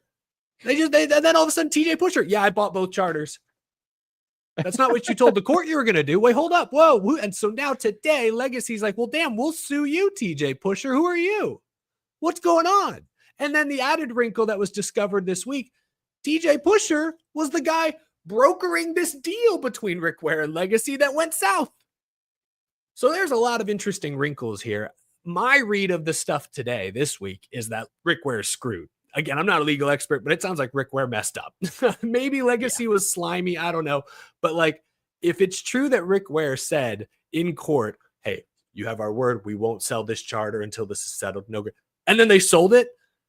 I mean, the evidence, like that feels like, I don't know, a violation of some kind. Let's just say there was a judge quoted basically saying as much that, hey, if this actually is true, that's a problem. So I don't know if that means Legacy wins by default. I don't know how that works. All I'm saying is that it sounds like Rick Ware may have backed themselves into a corner. What will the end result be? I don't know. But I find that one almost more interesting now because we may see a more immediate resolution, I guess. I don't know. I just sort of riffed on it. Reaction. This is one for me where I feel like there's been actual laws broken here at this rate. Like this isn't just like, oh, you maybe violated something that we said. Like, they're asking me to look up perjury right now. Yeah, I don't know if that's the words used were like, oh, maybe they misrepresented their intentions in court. I don't know. Do you want the definition from Oxford? Sure. The offense of willfully telling an untruth in court after having taken an oath or affirmation otherwise. Well, but that's what I mean is like, maybe there's a misinterpretation somewhere because I haven't heard the recording, the actual statement in court. I'm just reading what was said in some of the documents today, the allegations. But it sounds like they were saying, hey, don't worry about this. And like, here's the thing. I don't know who TJ Pusher is doing here because I don't think he's actually made the purchases yet. He just announced that he's going to buy the team and did a whole interview with Jenna Fryer or whoever it was, someone at the AP, and put it out there. And so it's like, I don't know that any deal is official yet, but it's like, it's going to be, it's just weird, how it's like, it's just, I don't understand the thought process here from anyone. They're saying it's been sold. Well, but I thought the deal was, some say to buy, others say that it's already been sold. I believe the intention was for him to take over or for the transaction, whatever, to go through for 2026. So I don't think it was like an immediate, hey, I'm coming in and taking over now. I think it was for 2026, but I could be wrong. I'd have to reread the documents. The thing is, though, if that were the case, then if it was for 2026, like you can still, I think teams like, for instance, when Trackhouse bought out Ganassi, they bought the charters, bought all that stuff that year in advance before they had the full-time Cup team. So technically wouldn't have meant he bought them. Yeah, he doesn't have ownership yet, but he has bought their future assets in 2026. Well, either way, the deals already too. Like this is slimy, shady, and nobody is noticing it because of the 2311 deal. Well, the thing, even if he doesn't have ownership of the charters now, it sounds like there could be, is there a signed legal agreement to transition those charters? Because if that's the case, oh shoot, okay, we have a new legal document that can't be broken. That might be against the rules. Like, so that's, I don't know right now whose name is on the bank statement for those charters. It's probably still Rick Ware, but is there a signed document out there with TJ Pusher's name on it to acquire said charters? Perhaps. And that might be a problem. That might not be a problem in court. I don't know. All I know is this one sounds like, I feel like this one will be resolved by the end of like August or September, maybe. Maybe I'm wrong. Maybe I'm naive, but it feels like this one, I'm not an expert. It feels more like they'll figure this out. Like the facts are out there and the facts will be the facts and the winning side will win. Whereas with 2311 and front row and NASCAR, that is a lot of that argument and debate on the antitrust and stuff may be up to interpretation. So that is going to keep taking some time. Well, and then this is the other wrinkle to it all too. Like RFK has that lease deal for 2026 with the 15 charter. So yeah, which way does that charter go to? Like, listen, for a long time early on, I was not very fond of the charter system. At this point, it is baked into NASCAR. This is NASCAR. It is what it is, accept it, kind of thing. Is this kind of that next step, though? Is you're going to have people that come in that are shady as hell, and they're going to basically flip the charters and hope they can get in, get out, cash scheme in a couple of years without, getting caught in court. Because I feel like that's what this has opened the door to, is desperate teams or people who want to get out selling to the first person that has the money available to them. And this is what we're going to get. Right. I mean, it didn't really move forward, but I kind of wonder if people involved in the money team might have saw an opportunity here and it didn't progress the way they thought it would. I think there's also a possibility that the only reason TJ Pusher is involved in purchasing Rick Ware Racing, remember, he's keeping Rick Ware on and Cody Ware will still drive into next season, supposedly. Part of me wonders if he only bought the charters as a way to fudge with this lawsuit, maybe cover their ass in some way, potentially nullify elements of the previous agreement that's in question. Like there's also part of me that wonders he may not really be in it to be in it. He might be in it because this is now the contingency plan since the initial deal went south. I don't know. Like it's also murky. It's interesting. This one, at least, we all have to be careful with our word choice because I don't want to get things wrong. This is obviously very serious legal proceedings. I don't, none of us are experts, but it's more interesting to sort of like, I don't know, like think about where are these guys coming from? What could happen next? This one feels, again, more immediate than 2311 front row. That's taking forever. You know what this kind of feels like? It feels like when those shady sponsors come in the team. Like that's kind of almost what it feels like to me. Where they come in, fudge with a bunch of stuff, doesn't really go as planned, and all of a sudden we hear about it in court. I do think this one is going to be one that's probably going to have the hotter headlines more than anything, and it's probably going to flame out quicker, like you said. I don't know if it'll be done by August or if it's because that's the thing.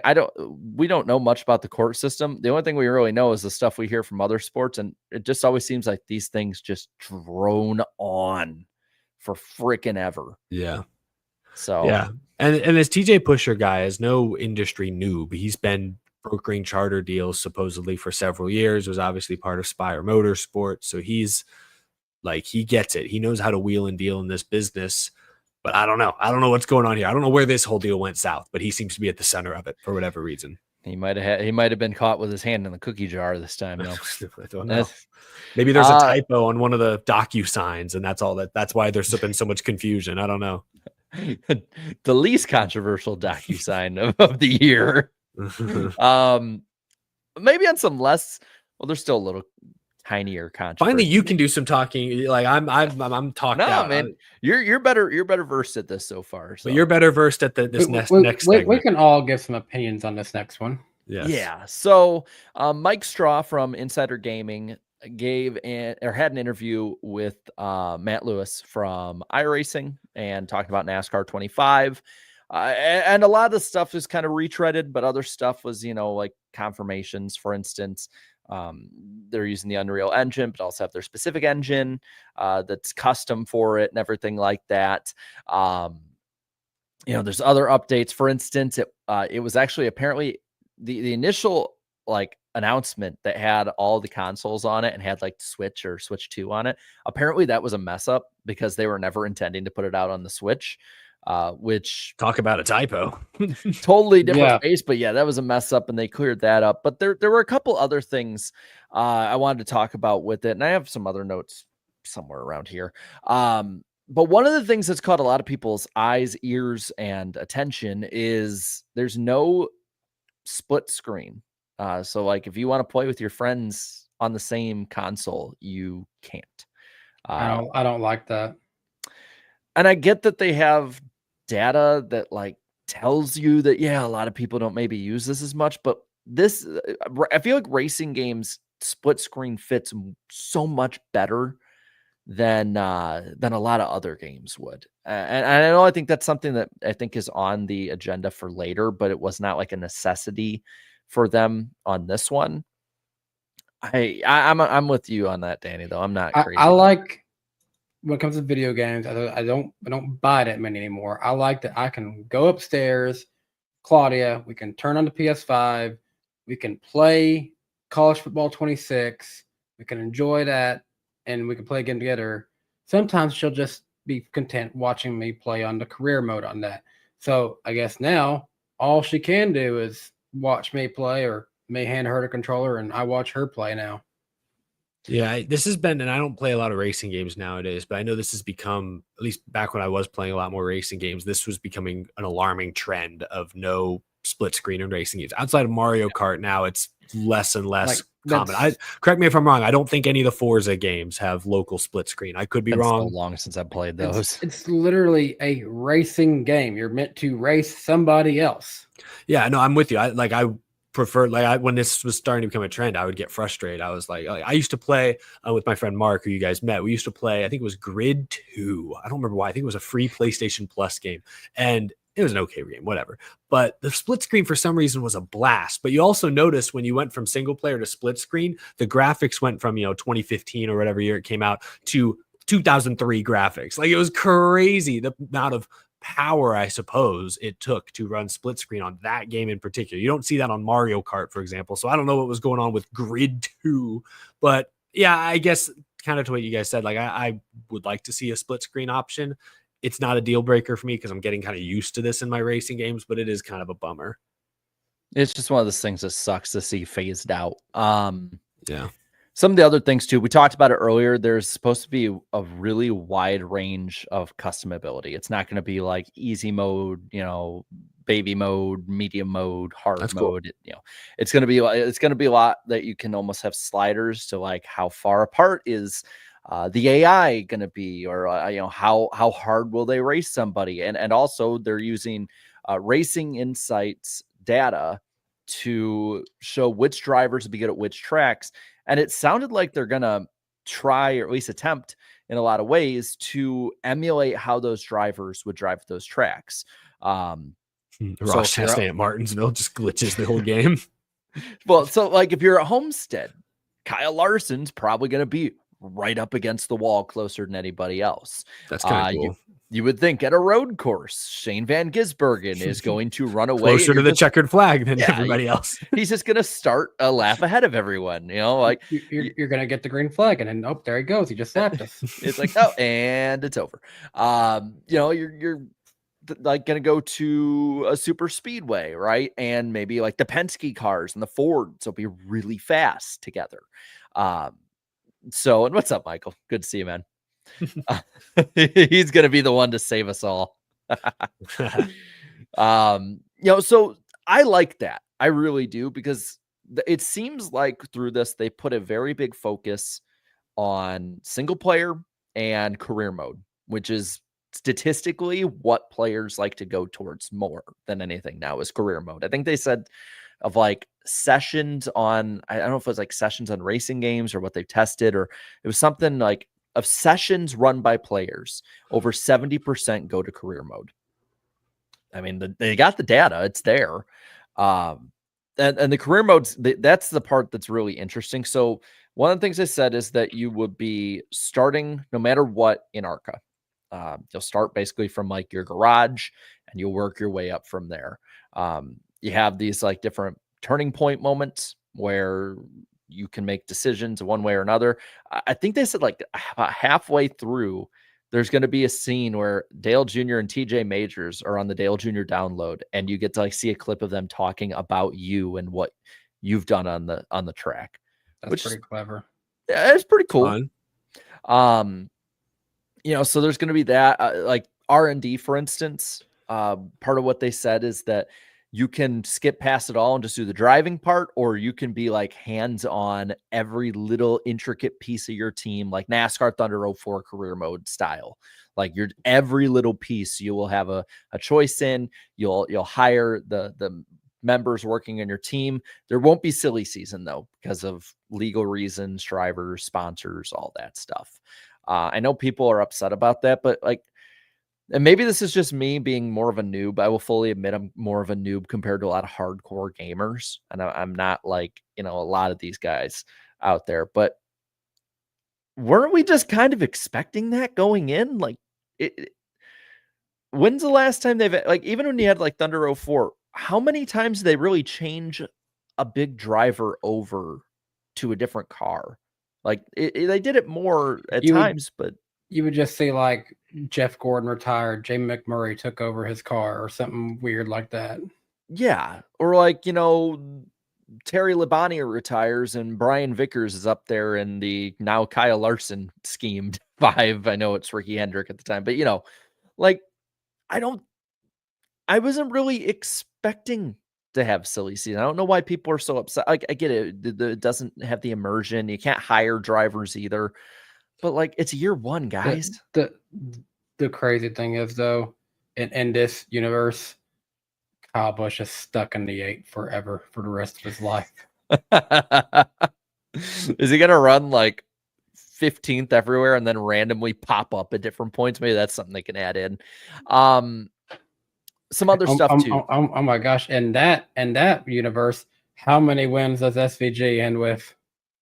Oh jeez, dude, I would feel so accomplished if it's like they say it is, and you have like, because apparently, like when you have all the assists off, it's insanely difficult to drive. Like I guess they had like Sammy Smith, Noah Gragson, a couple of people at JRM tested out, and like they could barely drive it with the assists off. Like it was that difficult, which I'm cool with. I'm probably going to drive with assists because again, I'm not telling anyone that I'm the Dale Earnhardt of NASCAR gaming. But one of the things they said too is there's a big focus on the controller base. Because I know we have those that have the wheel and pedals, and they're gonna have stuff for them too. Like it's not like we're just excluding everyone there, but apparently it's something like 90 to 95% of players play with controllers still. It's nice just to sit on the couch and just be in the chase view and just race. With race with a controller. Yeah, and I don't want to buy a wheel and pedals for a game. If I'm going to do that, I might as well just get iRacing. Yep. Right. Sure. And they reiterated, big part they reiterated with that is that they're not making iRacing the game. This will feel different. They're using assets from iRacing. They're building their own kind of engine for how the car drives, other stuff like that. It's not just solely the Unreal Engine. But this is not iRacing the video game, which again, if you want iRacing, put down the money and buy iRacing. That's where the diehards go. The online stuff, there's going to be like no league support yet. It's just something that's just not high on the priority list this early. They'll have private lobbies and stuff like that. They'll have challenges. I don't know if they said they'll have public lobbies. They said something about that, like that they probably wouldn't, at least in the way that we kind of think, but they'd have private lobbies. No driving on pit road or under caution, just because to stop trolling as well as other things and like breaking the game. One of the things I think that we will catch all of our eyes and ears is the paint booth. The way that it sounds, it's basically they just sort of took Technics' paint booth and are putting it in this game. That's fine. If you had the time and dedication, you could do some pretty customizable things in there. I mean, we still get Twitter notifications every now and again from people who are just showing us schemes that they've made in NASCAR 15, one of the last Technics ones. Yeah. I put one of those in my video from Murph Turn 2, who did the podcast Party Bus and also Eric's Out of the Groove 6 car. So like, the thing is, I don't think they said yet. I doubt they're going to have them do that or let you use your custom cars though online. Cause it's mainly for private lobbies, but still like All I'm thinking is there's going to be somebody that makes the Oscar Mayer Wienermobile, but it's not Oscar Mayer, and it's a little more hairy. Like that's the first thing I'm thinking is like somebody is going to do that. They're going to use their creativity. That's for sure. Harry can have a few different meanings there. Moldy. No, but I doubt we're gonna get that either. I know that a lot of people are let down by a lot of this stuff, but it seems like the main focus went towards how the cars drive, how the AI is, how easy it is for somebody to pick it up, and how customizable it can be.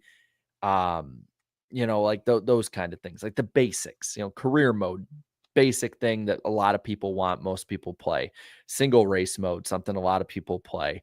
Private lobbies, great, but like again, how many of the player base is in the league? How many of the player base is going to be, wanting wheels and pedals and everything to be perfect like that? Like I think that's the way they're going with it. I'm still very cautiously optimistic, personally.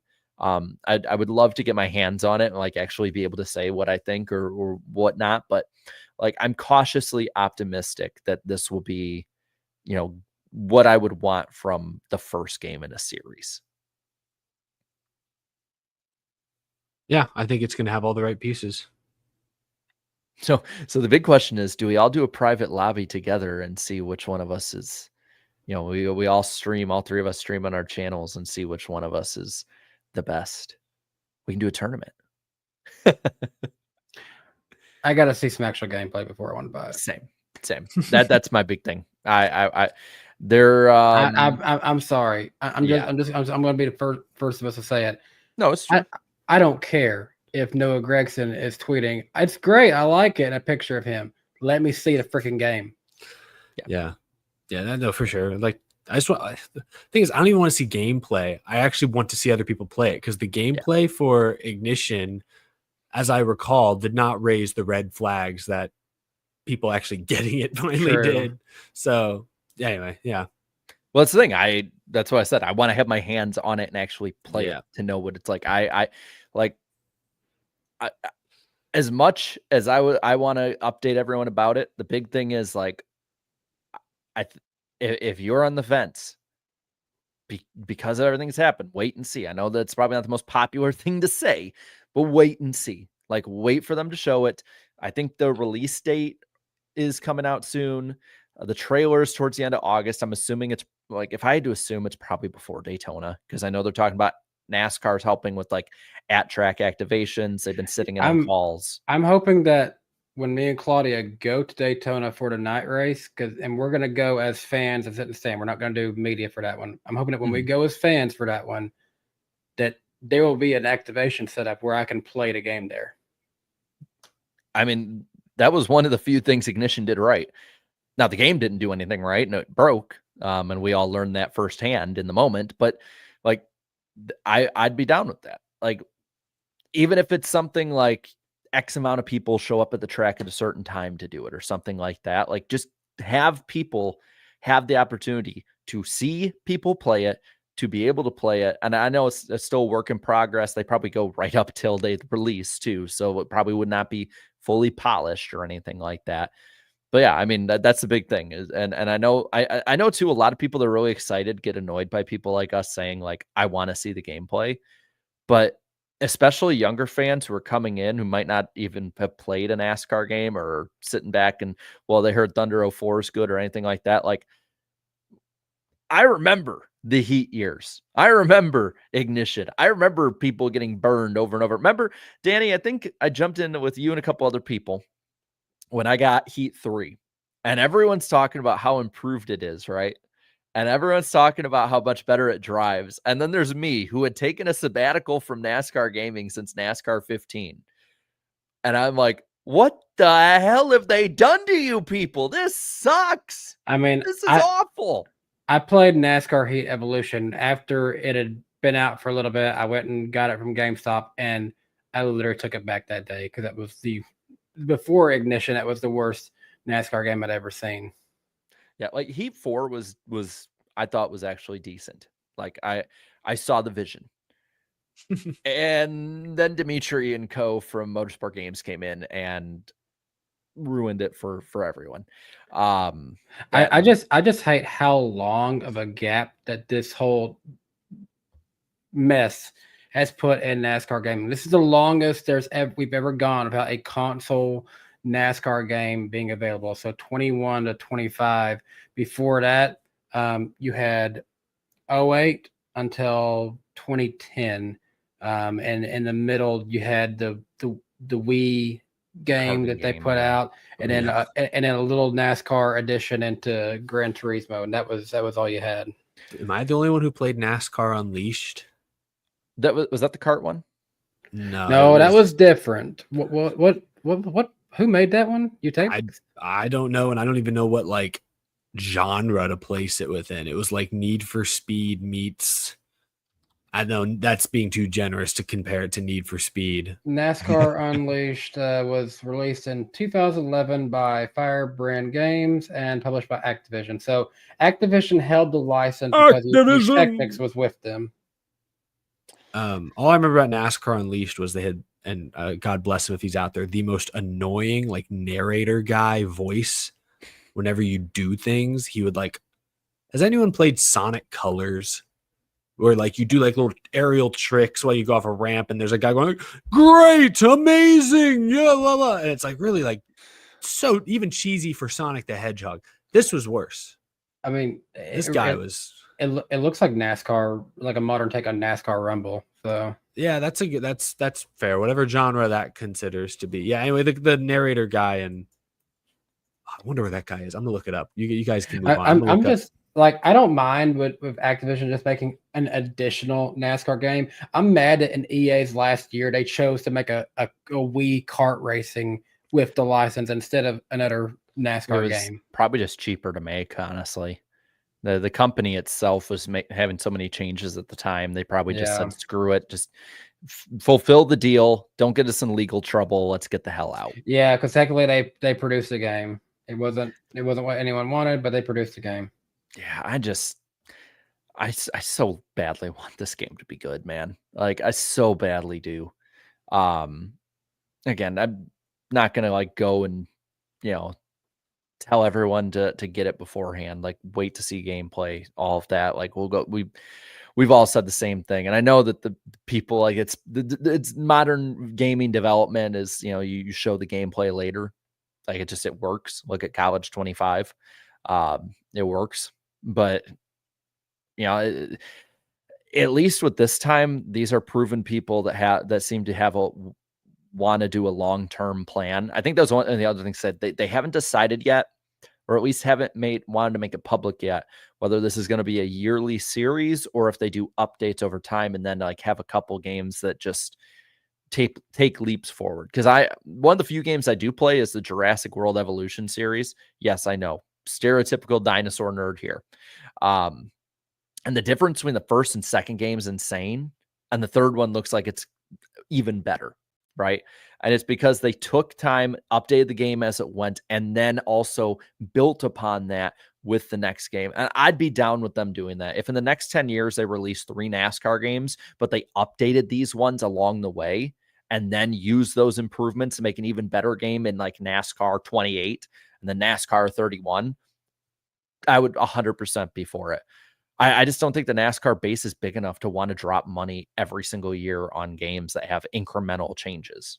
Probably that's a great point. I think that you just made is that this is not the Madden audience that will shill out the dollars every single year for touch-ups. Yeah. But there's going to be a lot of news coming out about that in the coming weeks for sure. And we'll be on top of it. Not as much news, some news, but there was a lot of rumors schedule-wise, some people on different podcasts talking driver-wise. Let's just kind of go full reckless speculation a little bit. Rumors, somewhat stuff pushed out there, but nothing's confirmed. Let's jump into them. Let's start with the driver side of it first. This was on the Dale Jr. download. There's rumor of Justin Haley possibly being pushed out of Spire. Because he's going to the 48. That's what everyone's been telling me for years. So I guess with all of these, should we give let's give a percentage of like how much do we believe these? Because I think it has to do with subject matter, source, and realistic, like how would it be able to happen? So Haley out of the 7 at year's end, I will say 70% chance it's real, but I wouldn't. And I say that because Spire has proven to make quick decisions. I mean, they dropped LaJoy after 4 years. They dropped Rodney Childers after 9 races. Like they are not afraid to take big swings. And if they miss, they take another big swing. The other two teams are good too. Yeah. And obviously Haley's running the worst of the 3 and has all year. My thing is I don't think Justin Haley is ever going to be the top guy. I don't see him as like a future superstar, but he's better than he's currently running. We have to remember, folks, he's never been in a good cup car. This was supposed to be his best shot yet. And 9 races in, his car chief, pit crew, and crew chief left. And it wasn't because of Justin Haley. It was for other reasons. So the guy's not gotten a legitimate shot this year like we all expected. So to act like, oh man, why is this Haley guy had a rough year? He's already on his set. It's not fair. You cannot compare Haley to his teammates this year because it's not the same situation. I for one miss Justin Haley being a call-up guy. I felt like that was where he belonged. Even if it wasn't the greatest performance in Cup, I wouldn't be mad if he went back to the Xfinity Series with them. So I think I'll go 75%. I'll go a little higher. So it's not only, again, I trust the source. I also understand that Spire makes big swings. They have 2 drivers who are competitive. Almost every week, a Spire car is competitive. It's not consistently one team, but every week, at least the 77 or the 71 is up in the top 10, top 5, running for a win every couple races. And then there's the 7. I think comparably, Corey LaJoy was actually doing better this time last year than Justin Haley. And I don't think he got a fair shake. You change the crew chief, change stuff with the team, all that stuff. But the thing is with this team, they have built-in sponsorship for a lot of the season. So you need somebody that comes in with sponsorship. There's somebody who's talked about, who could come in with sponsorship. And is this where Daniel Suarez ends up landing? He wants to stay in Cup, and he can probably bring a few of those sponsors over on himself. I wouldn't be surprised if they want to take the swing. I think Suarez could probably do a little bit better. I just don't know.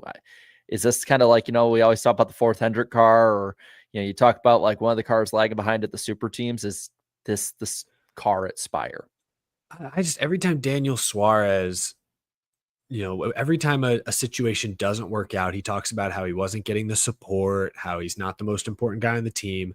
If he goes to Spire, it's going to be, like you said, the same story. He's not going to have the best people right now. They've got, I think it's Ryan Sparks, who is supposed to be moved on from that role back in the crew chief seat because of the Rodney Childers turnover. Like, I don't know. I think it'd be a lateral move. I think I think if it's Suarez in that car next year, they'll run about how they've run this year with Justin Haley. And if, as long as he's not promoted to a stronger team, Hocevar is Spire's future right now, in my opinion. Well, and my question though for Suarez is like, what's the better option right now? Like people say, for him, I get it. Yeah, no, yeah. I get why Daniel would take the deal for sure. But I'm just saying, like you're talking about, how is he going to run? My guess is he'll be similar to Haley. And I wouldn't expect him to. I still wish he would basically just go to Junior Motorsports and be in the Xfinity Series, be competitive down there. He'd be a better shot. Spire is also in the news for some other stuff. This one now from an account that more or less gets a lot of it right. Sometimes though gets it wrong though. So source not as much there. Still better though. NASCAR Rumor Nostalgia on Instagram has gotten a lot of silly season stuff right. Says that there's a possibility of Spire shutting down the 77 truck team, and Perez will be driving for different teams to end the year. What percentage do we give this one of being realistic to happen? I'm going to put a lot of salt in this one and say 25%. I'll go higher just for good TV's sake. I'll go 90%. Just because if you look at where the 77's at in points, they're 22nd in owners' points in the truck series. And so I don't know what kind of money he's bringing. If he has, because he's from Mexico, I believe. He might have backing from his home country. But obviously it's not going towards performance on track. So I could see truck series is tough. Teams come and go a lot. I could see them dropping that seat. I'll give 40%. I'm a little shaky on the source still. Cause again, I do trust them to get stuff right. On the other end, the performance though, like it isn't there. I mean, it just isn't. Spire as a whole really isn't as much there No. more often though. Not to interrupt you, but Spire is 7th, 10th, 15th, and 22nd in owners points. 7th. And that's the truck that like we've seen Hocevar and Kyle Busch in. 7th. Damn. Okay. So let's go to the schedule ones. There's a lot of schedule ones and a little bit of news with those two. So this one was corrected. It was from Door Bumper Clear. Freddie Kraft had said Mosport. He meant Montreal, that the NASCAR Cup Series would go to Montreal at some point. Again, corrected it from Mosport. He said that in the podcast itself, but then corrected. We're just on NASCAR saying Reddit. at some point, no specific year. Yeah. But again, it kind of leaned towards that 26 range. Still like lean towards next year with some of the stuff. What do we think of them going to Montreal next year? Verbiage, the way it says at some point, I'll just say 150%. Yeah, At as some written, point, yes. As written, I would go 95%. I think there's a great chance they will one day. If you're talking about next year, I'd go 25%. It feels like there's momentum, but it just keeps it in snags, and then NASCAR diverts their attention to Mexico City or San Diego or Chicagoland. For next year, I said 150% at some point. I think they will go there. So I'll reduce my 100%. They will go there and just say 50% if they go there next year, because Mexico, they might want to try that one again. Okay, I'm gonna save the Chicagoland stuff for last. Just Bias. that's for just everyone's talking about it. So this was one that some people noticed. There's the website There and Back again. It's a travel website that will keep track of the NASCAR schedule. Generally has all the tracks up there, though they were missing one in particular with Circuit of the Americas with COTA. And so led some to think and believe that maybe COTA isn't on the schedule next year. What percentage are we giving that COTA wouldn't be on the schedule at all in 2026? Because for me, I'm gonna be about a 5%. Like I don't see why it wouldn't be. Didn't they just announce renewals? A lot of people did, and then on the other websites are saying it didn't. I'm giving it a 5. It's also one of those weird deals because it's not owned by anybody. It's leased out by SMI essentially. You know, I enjoyed my time at Circuit Americas, but I could also maybe sit having. I'm gonna go 35% on that. I'll go 10%. I think it has every reason to still be on the schedule. It's a good race. It's the only road course SVG didn't dominate this year, worth noting. Beautiful facility, big, growing, flashy market. They're building roller coasters outside of turn 19 and 20 now. They'll be open next time. I think they race there. I can't wait. It's going to be a freaking blast. Yeah. I'll go 10% because, money's involved. And it's not owned by ISC or SMI, so that's complicated. But in my opinion, it should be a 100% yes, they do go back. If for some reason they don't, that's an SMI date. SMI could give another one of their tracks a second date. Well, and so also, I think while renewals went out, right, there have been times where renewals or certain dates go out and then they change them or they're not on the schedule. For instance, in the summer of 2021, I got a pamphlet sent to me from Daytona. And part of that pamphlet was asking if I wanted to buy tickets to the 2022 Clash at Daytona. Like, I think it was that. And I'm like, oh, all right. I remember I posted it on Twitter and it took off. Like a bunch of people saw it, went on NASCAR Reddit, like went on Facebook. Like everyone's like, hey, the Clash is at Daytona next year, right? It was just a placeholder. That's the only thing I could think of. And Eric, guess where we were watching the 2022 Clash? West Coast, baby. Yeah. So it could happen. I don't see the writing on the wall for it unless it's been really well hidden. Sonoma. So this was a rumor that's been going out. The rumor is Sonoma will have all 3 of the top NASCAR series in 2026. This because signs at the track had NASCAR returns in 2026, buy tickets now, or like pre-order or whatever. And it had all 3 of the top 3 series logos. So what percentage are we getting that Sonoma gets all 3 truck Xfinity Cup next year? I'll give that one a strong chance. I'll go 90% on that one. Man, I feel mixed. I hope it's like 10%.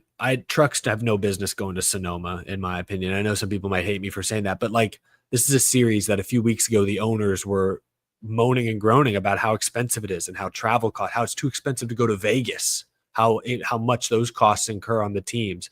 Truck Series has no business going all the way to Sonoma, California for a road course race. No, they should be sticking to short tracks. And if they're going to do road courses, go up to Lime Rock Park, just up the coast.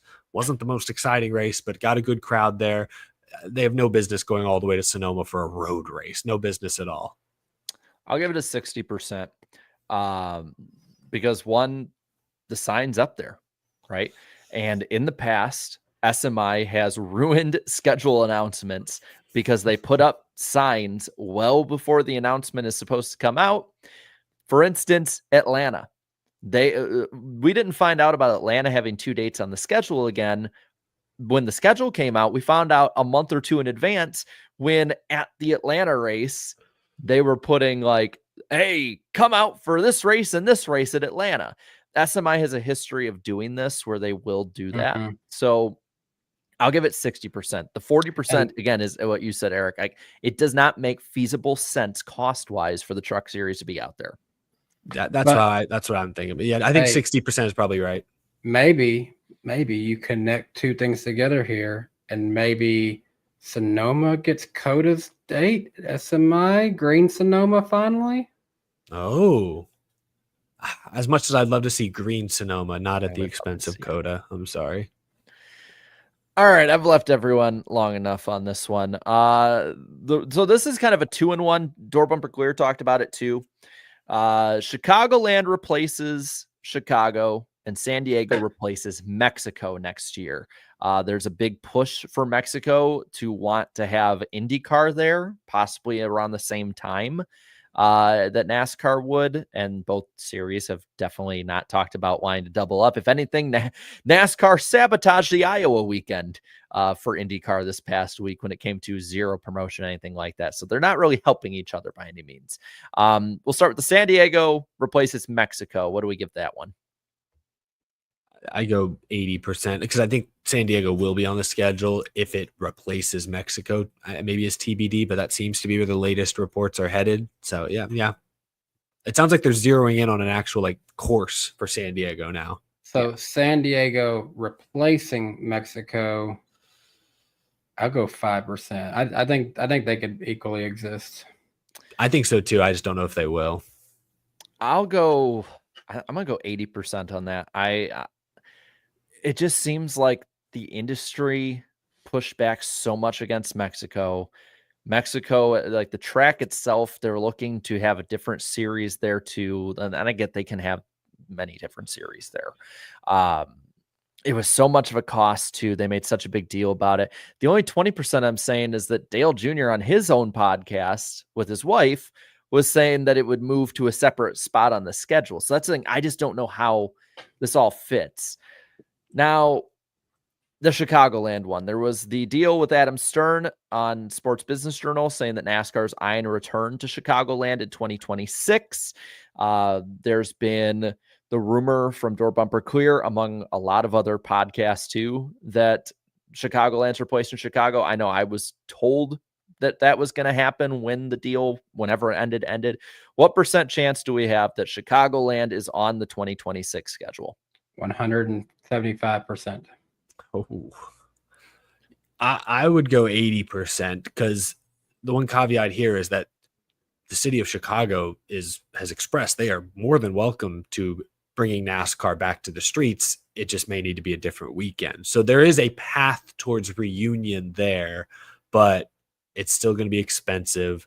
NASCAR would have to shuffle the schedule. They may not cut their losses, but just sort of cut those ties and say, Chicagoland's not in terrible shape. Would put on a great show with this car. Let's just go back and see what happens and dedicate our resources to San Diego, perhaps. So I'd go, I think 80% probably. Jared, there should be a ban on your channel. Big Head LG said hopefully 0%. Oh, get him out of here. I'm just kidding. Don't get him out of here. This channel has plenty of conversations back and forth. It's all good. But you're wrong. But you are wrong. I'm going to go 95%. At least from what I know, it sounds like the speedway is pretty good. I know people who have went past there a couple times and have said there's trucks there with renovations, stuff like that. There was the Reddit post a couple weeks ago, or it might have been a couple months ago, where like the scoring pylon was on and being tested. I don't see why they would test that if they're not going to have racing there. The track is being kept care of. The host of our video almost kind of did it dirty, because like I've seen updates of it since, and it's like, yeah, it's been completely mowed back over. It's just the wrong time. I think the only chance that it's not is if the city of Chicago, which I doubt, because again, it is politics. Politics. The only thing that I could think of is that the city of Chicago sends them a sweetheart deal. Like, we really want you here. We'll do anything we can do. But the thing is that moving it off the 4th of July weekend to me defeats the purpose, because it's the big draw, big weekend, big everything. There's a chance it could come back, but like for me is, where do you move it on the schedule, right? Because you can't move it much earlier. Because, May is decent enough, but it rains a ton in May in Chicago and in Northern Illinois. You can get snow up into April and May. You move it towards September, you run into the same problem Chicagoland had, where you're going up against the Bears or the Cubs, who are going to be in the playoff hunt. We won't talk about that other team. I just don't see how it works in the city like that, whereas Chicagoland is your own track. You can do whatever you want with the dates. You can move it around how you will. Again, there's always a chance. I'm not going to say 100% till it's confirmed, but I'll go about the closest I possibly can to 100% feeling comfortable. I'll go 95%. Y'all can be less than 100 all you want. I'll see it Chicagoland next year. Anyways, Champa Bay Beast said this. Looked at a train ride from downtown Chicago to Joliet. It's $7 and a 50-minute ride on the Amtrak. They got a train out to Joliet? I don't know how far the station is from the track. Do you know anything, Jared? They have a lot of because Chicago has a ton of trains, and so like for instance, like my mom, lives around the Rockford area, drives out to a certain point, and you can get it, train rides in for I don't know the exact mileage because it's been a while, but is it close enough though you could walk to it from the station? Is what I'm asking. I don't know if you could walk to it, but I mean, I know that a lot of tracks too will have their own tram system with it. I know Chicagoland has different tram systems. I don't think they were that much. That's thing. I'll be completely honest with you. When I was at Chicagoland, I did not venture much off the property, seeing how we were in the infield. Yeah, I will say this. I am down to have a huge YouTuber media fan meetup at Chicagoland if it comes back. I'd love to check out Chicagoland. That'd be cool. Yeah, well, we can get a big hangout and let's just make it a huge weekend. I'll have to go to the site of Bowman's first win. Yeah. I can give you all the good vantage points. I know my way around the track. I'll say that. I know my way around the track. You asked me much about the city itself. There's some bars around the area. But crazy to think, Jarrett, since I've got a tire from Bowman's first win at Chicago, I've technically got the last winning tire from Chicagoland Speedway right now. I better take a selfie with it then. Something like that. I didn't even realize that. I will say I'm very optimistic. Not even cautiously. I'm very optimistic of what it is. I so hope it's not on 4th of July weekend, because y'all know we like to burn down Northern Illinois at my grandparents. Just bring it all Chicagoland. Burn down Chicagoland. Yeah, I don't think they would be happy with me bringing explosives. Yeah, probably not. But I mean, hey, it's an hour and a half drive back. I'm just saying, we have the Xfinity race earlier in the day. Everybody comes on out. We all chill and watch fireworks later at night. Just be a good night. Just saying.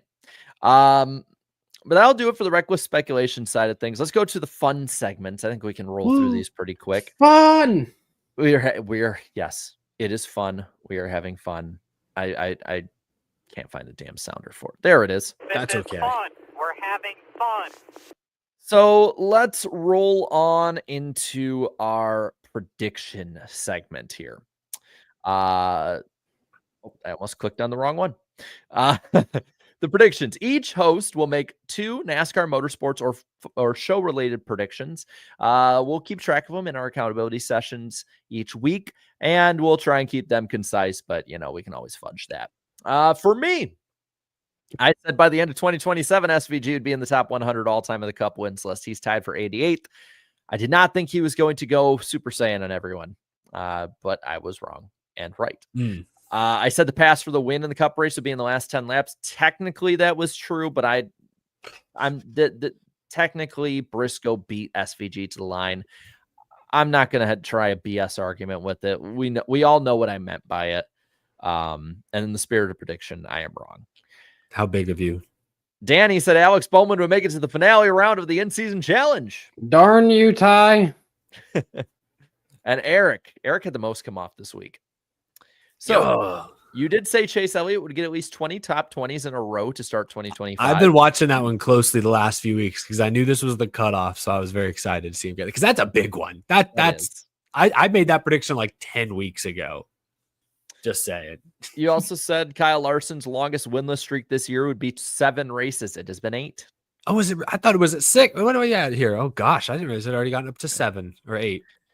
You said Eric Jones would advance past Sonoma in the in-season challenge. They could have flipped a coin. And you said SVG would not lead the most laps at Sonoma.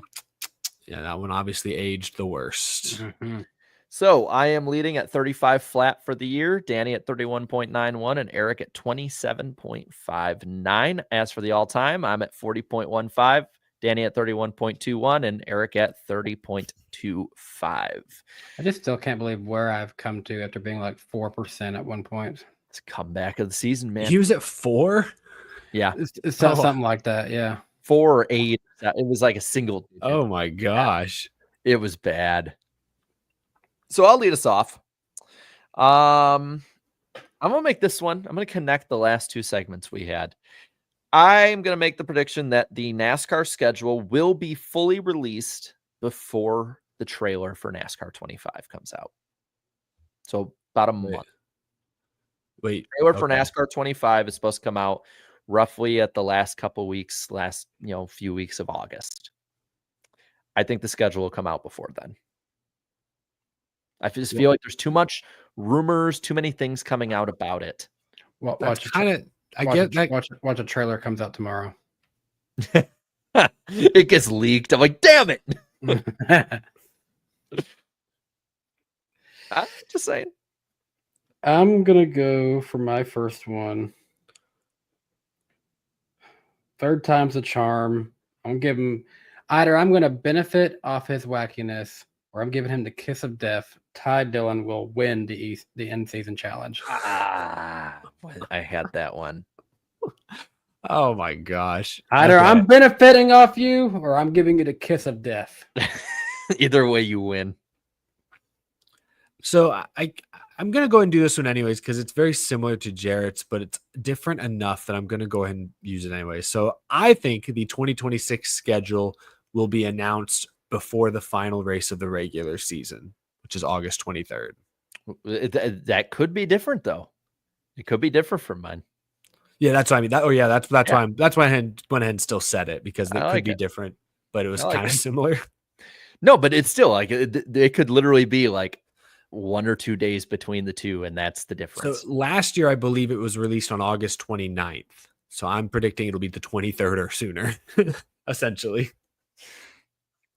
All right, we roll back around to me. Let's see. I have 2 others. I'm going to save one because it's applicable for next week. I'll save that one for next week. So I'm going to make a long-term prediction. Danny has one that's surrounding this event, so I'll have one that surrounds it. I think at least one NASCAR driver will be shown on camera attending the Super Bowl. I had one that there would be There'd be a Ricky Bobby commercial. There needs to be. Either in 2025 or 2026. Well, there was none this past year. There really needs to be because it's been 20 years since that movie. So what you got next? since I'm not confident in this one, but things have been looking very, very iffy for this weekend. But I'm going to go ahead and just say Sunday's race will at least get to halfway on Sunday. I think so. I also think it would. My final prediction, I talked to him earlier this week. He's not in a Joe Gibbs racing car on Saturday, so the odds of Ryan Truex going 3 in a row is highly unlikely. He is in a Sam Hunt racing car, but I'm still going to predict Ryan Truex gets a top 10 Saturday at Dover. Would love to see him get Sam Hunt their first window. That would be pretty insane. Well, that was a lot of fun. We're definitely going to keep track of those and so many more that are on the spreadsheet. But guys, it's time for you to hide the chat because it is time for Random Driver of the Week. Scram, chat. We don't want to talk to you. I get to keep them up. That's the fun part. All right. So currently on the year, all time, I should say. We don't keep it on the year, just all time. Danny leads Eric now 25-24. Very close race as it goes. Of the last 5, Danny has 3. He has Angela Ruck, Bobby Dale Earnhardt, and Dario Franchitti last week. Eric has crashing out right now after hearing Bobby Dale Earnhardt.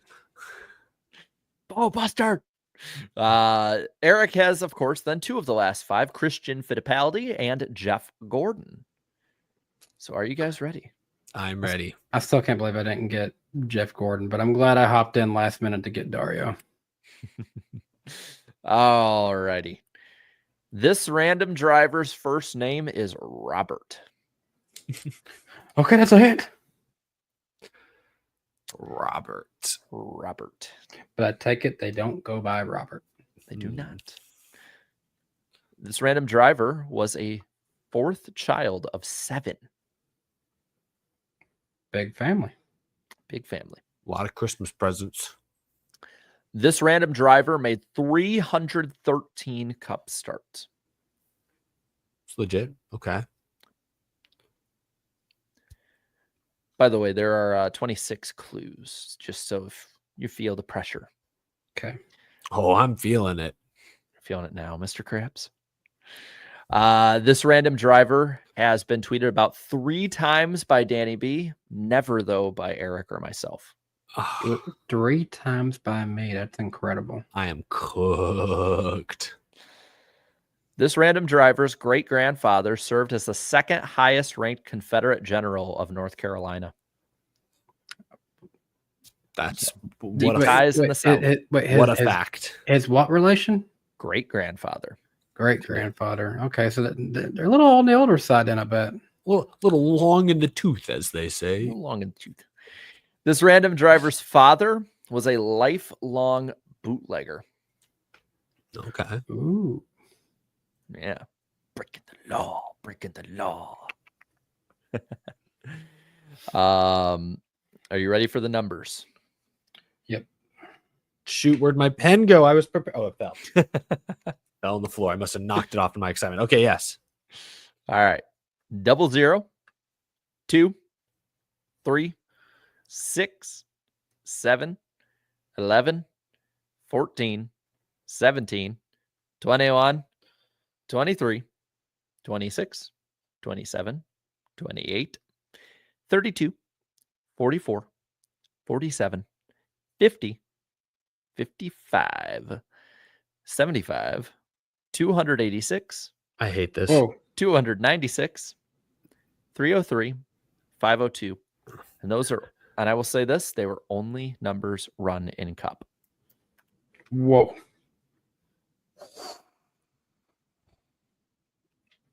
$502, you say? 502. 303, you say?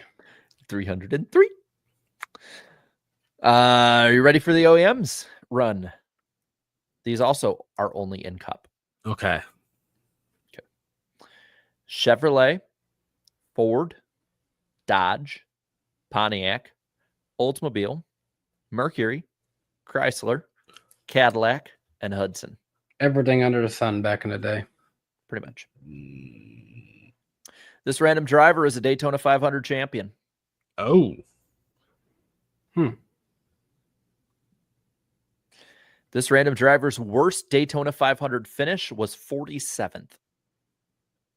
Why even tell us that?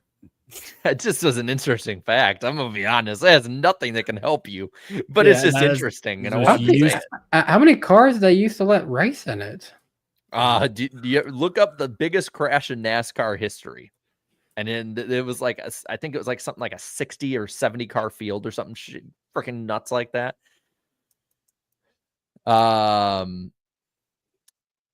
This random driver tried and failed to qualify for the Indianapolis 500. Tried and failed. Tried and failed, yes. This random driver's first start was in the Southern 500. This is a good old Southern boy. Did you say they were bootleggers their whole life, or their father? Their father was. I'm just gonna throw out Junior Johnson. Junior Johnson. He might. Oh, wow. I really thought that was like a red herring. I didn't think it'd be that obvious. It was him. Yeah. I wanted to make it so obvious that you wouldn't think it. Wow. I was looking at the numbers. I was thinking about the moonshine stuff. Then I was like 11. I mean, I saw 11. I was like, well, maybe. I was like, yeah. Wow. Okay, I'll take it. Yeah, his name is Robert Glenn Johnson. Oh, see, I forgot about that clue entirely, to be quite honest. So you mean you two have never tweeted anything about Junior Johnson? Only I have? That's crazy. Yeah, It's crazy. It's surprising. Maybe I've just never referred to him by name in my tweet. Let's some of the interesting facts here. He once had a 2-lap lead in the World 600. He lost the race because a fan threw a bottle on the racetrack that caused a crash. Yeah. Looking at some of the others here, he was included with Richard Petty, Michael Jordan, and Dale Earnhardt Jr. in having a highway named after him in 2004. I think we drove on that highway out by North Wilkesboro Speedway. I think I remember the sign. He's credited with inventing drafting in NASCAR. He was one that discovered how it worked. Jeff Bridges played him in his autobiography about him. I believe so. That would have been more. He's of a pointing at it. Start, I think. I have it up on this graphic up here. It's a good movie. Let's see. He was pardoned by President Ronald Reagan because he had spent a year in prison for an illegal distillery in Ohio, but he was never caught with it. But he was still put in jail for it. If I recall, wasn't like the police like raided his father's house when he was a kid and like blew up the whole he thing? wasn't even a kid. I mean, he missed an entire season of. Oh, he was. Yeah, maybe he's a little older than it. Yeah. Yeah. A lot of people forget he was part of the inaugural class of the NASCAR Hall of Fame. Oh yeah. When I took a tour of the Hall of Fame with Winston Kelly a couple of years ago, he was telling me about they have a moonshine still behind glass in the Hall of Fame, and you'd think, oh, is this like a replica, or did they find this somehow find this in the woods somewhere? No, they actually probably around 2010 asked Junior Johnson to show them how to build an authentic moonshine still, and he did, and they put it in the Hall of Fame. So that was pretty crazy. So Claudia sent me screenshots of what I tweeted about Junior Johnson. I'd done the Rise and Fall. I had one done to Junior Johnson and Associates Rise and Fall, and in 2020, NASCAR put out a tweet. What do you think is the biggest what if in NASCAR history? And I said, what if Dale Earnhardt never got Richard Childress and got with Junior Johnson like he was wanting to? Ooh. Junior Johnson and Associates. So yes, we are all tied up at 25. You know, it's better than 24, guys. 25. All right, that's a lot of fun. We have officially entered our Casey Mears win era. That was the best looking 25 car ever. All right. Well, I guess all that leaves now is for us to head on over to Dover Me, quite literally. All right. So a few notes before we go into it. There's a new tire for this race, just this race that's being used. I believe Cup tire, correct? Yeah, it's a brand new. I think it's the only race that's being used. Yeah, big unknown. This could be like Bristol. This will be Joey Logano's 600th career start. I hope that is a number that is to Dale Jr.'s approval for celebrating starts.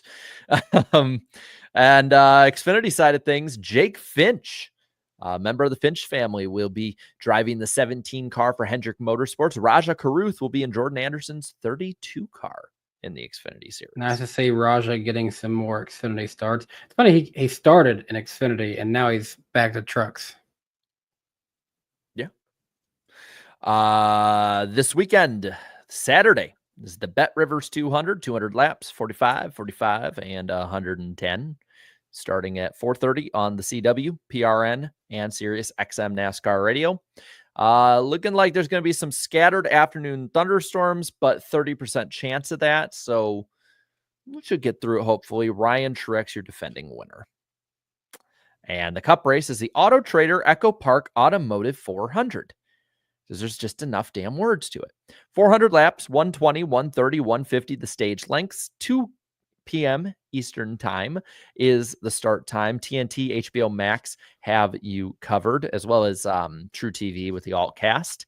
And PRN Sirius XM NASCAR radio for the radio call of the race. It'll be 86 degrees on Sunday. Scattered thunderstorms throughout the day. 50-50 chance, basically, of it raining during the race itself. We could... 50% means is that it covers 50% of the area, not 50% chance, actually. So maybe we get the good 50% area. I don't know. That's actually how it works. That's actually how it works, yeah. Oh. Yeah. Wow. When they say like 50% chance of rain, it means that roughly 50% of, like, if they say like, okay, 50% chance of rain in, Nashville, Tennessee, it means 50% of Nashville will get rain. That's what it means.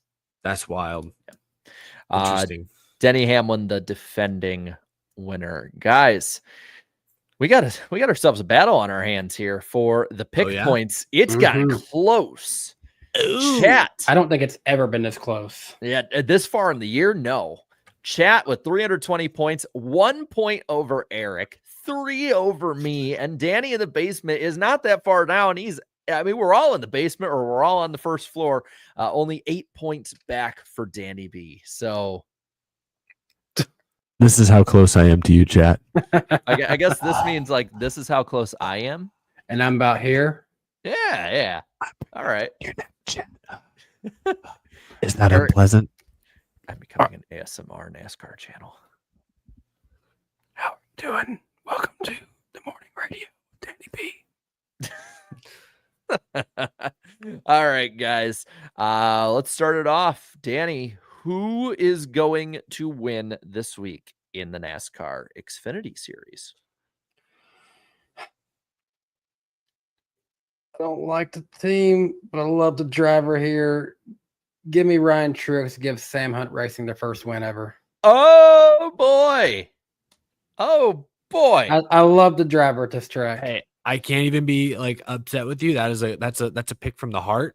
A little bit of brain in there too. That sounds so demeaning, but like that's a thoughtful pick. But boy, that is bold. That is bold. I knew I got first pick, but I still wanted that one. That's for first pick. Damn. I might go a little. I don't know if it's a little with the heart, also though a little with stats, momentum, all that. I'm gonna go with Mr. 2.4 average finish since his broken back. I'm gonna go Connor Zilic. Go with the hot hand, man. Go with the hot hand. That's fair. I had him on my list. I honestly thought that's who I was going to be taking. He wasn't initially on my list, but the more I thought about it as the night went on, I was like, man, that he's only gotten better. He only has gotten better. So I think I got to pick one of the. Honestly, I got to pick one of the Cup guys. Or Cup adjacent. Yeah, I consider Almirola a Cup guy. I knew but that I'm too. actually going to take Ross Chastain. I don't know that I trust his team as much because it's kind of a part-time. Is that a part-time team or are they full-time? I don't even know. I think the 9 is part-time. Either a part-time team, but Ross, we mentioned earlier, his tremendous average finish on the Cup side at Dover. I think some of that must carry over into Xfinity. So I'll go Ross. And chat's full on going Justin Allgaier at this point. I mean, it's been Fair enough. sevens all the way. Oh my gosh, that is. Ooh. Yeah. Well, that's the thing is that if one of us doesn't pick Allgaier, the chat will, unless it's a Yes. road course. Fair enough. All right. Who's gonna suck in the cup race? Danny, who do you got? I need a break from his belt. He's been cracking at everybody SVG to suck this weekend. All right. Well, you know, I'm gonna go with one of the in-season challenge guys. I'm gonna go with John Hunter Nemechek. I'm going to cast a huge shadow over Josh Berry this week. He's got some good numbers at Dover. I think in subbing for Alex Bowman a couple years ago, I think he ran top 10 at Dover, but that team, he has like one top 10 in like the last 15 races. It's been a rough stretch for Josh Berry. For the chat, I mean, it's kind of all over the place here. I know you cannot choose TNT as your suck pick. 3 races in the chat. Holy hell. They never even picked Fox to suck. Man, what is going on? I mean, it's not for points. I guess we could let them if they wanted. Yeah, if they want TNT, that seems to be the plurality. Okay. This is a first, but TNT is the chat suck pick. That's Damn. crazy. Wow. I wish we had an excuse for you to make our suck graphics just so you could put TNT. Jeez. I'm tempted. Holy shit. All right. Who's your dark horse pick, guys? Oh, TNT. Just kidding. I'd allow it. The CW. I'm going Carson Hocevar from Underdog. I'm going to go on the other end of my suck pick and say that Ty Dillon is the underdog simply because he'll just advance. All right. I will say Kyle Busch is my underdog. Won the poll here last year. I like Kyle Busch this week. I think the chat's going with me, guys. I think they're going Ty Dillon. Give it to him. Sounds good. Let's do it. Ty Dillon. That's your guys' pick, which means Danny, you're the man to lead us off. Who is going to win in front of you at Dover in the cup race this week? It's gonna happen. I'm getting a prediction right. Alex Bowman is winning this weekend. Oh, all right. We're going Bowman for Danny B. That could be it. I'm gonna go with my number 1 pick though on this one.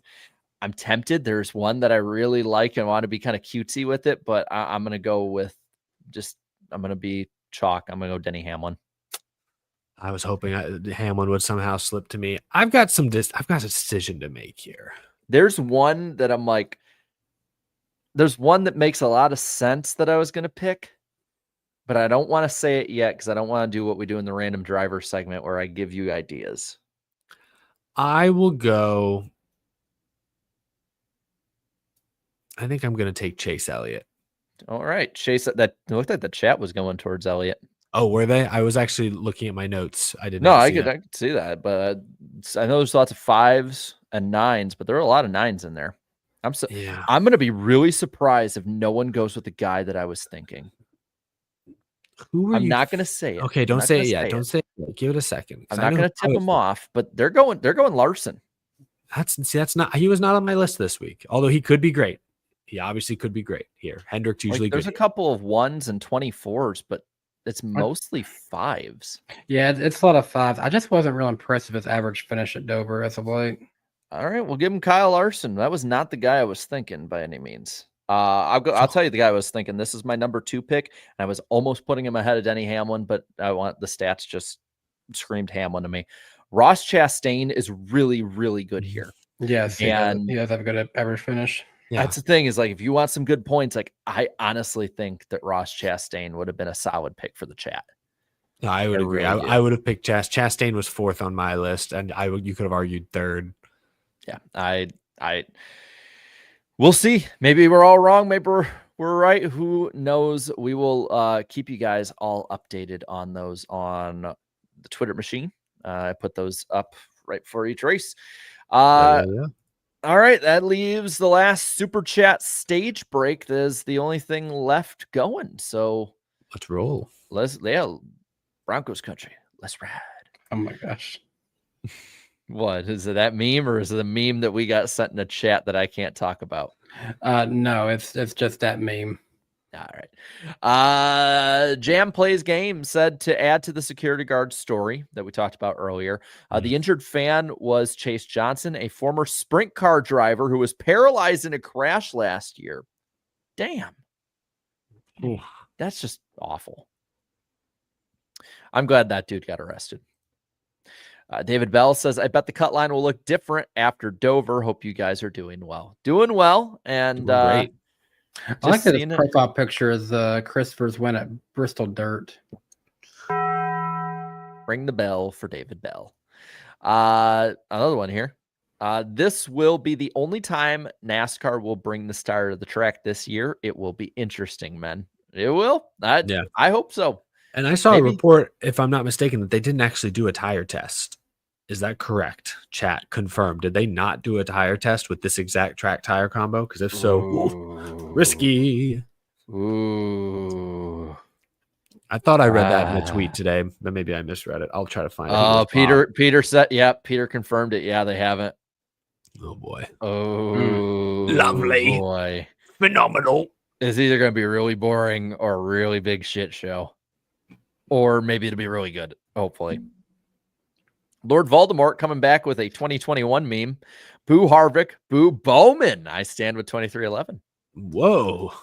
And Santa Claus says boo Bowman, Jim, and Steve's on NL.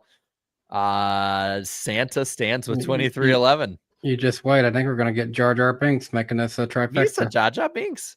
Misa used Yusa AB no more. Yusa turning into Doo-Doo Head Harvick, and Yusa should have been parked. Yusa getting at Martinsville.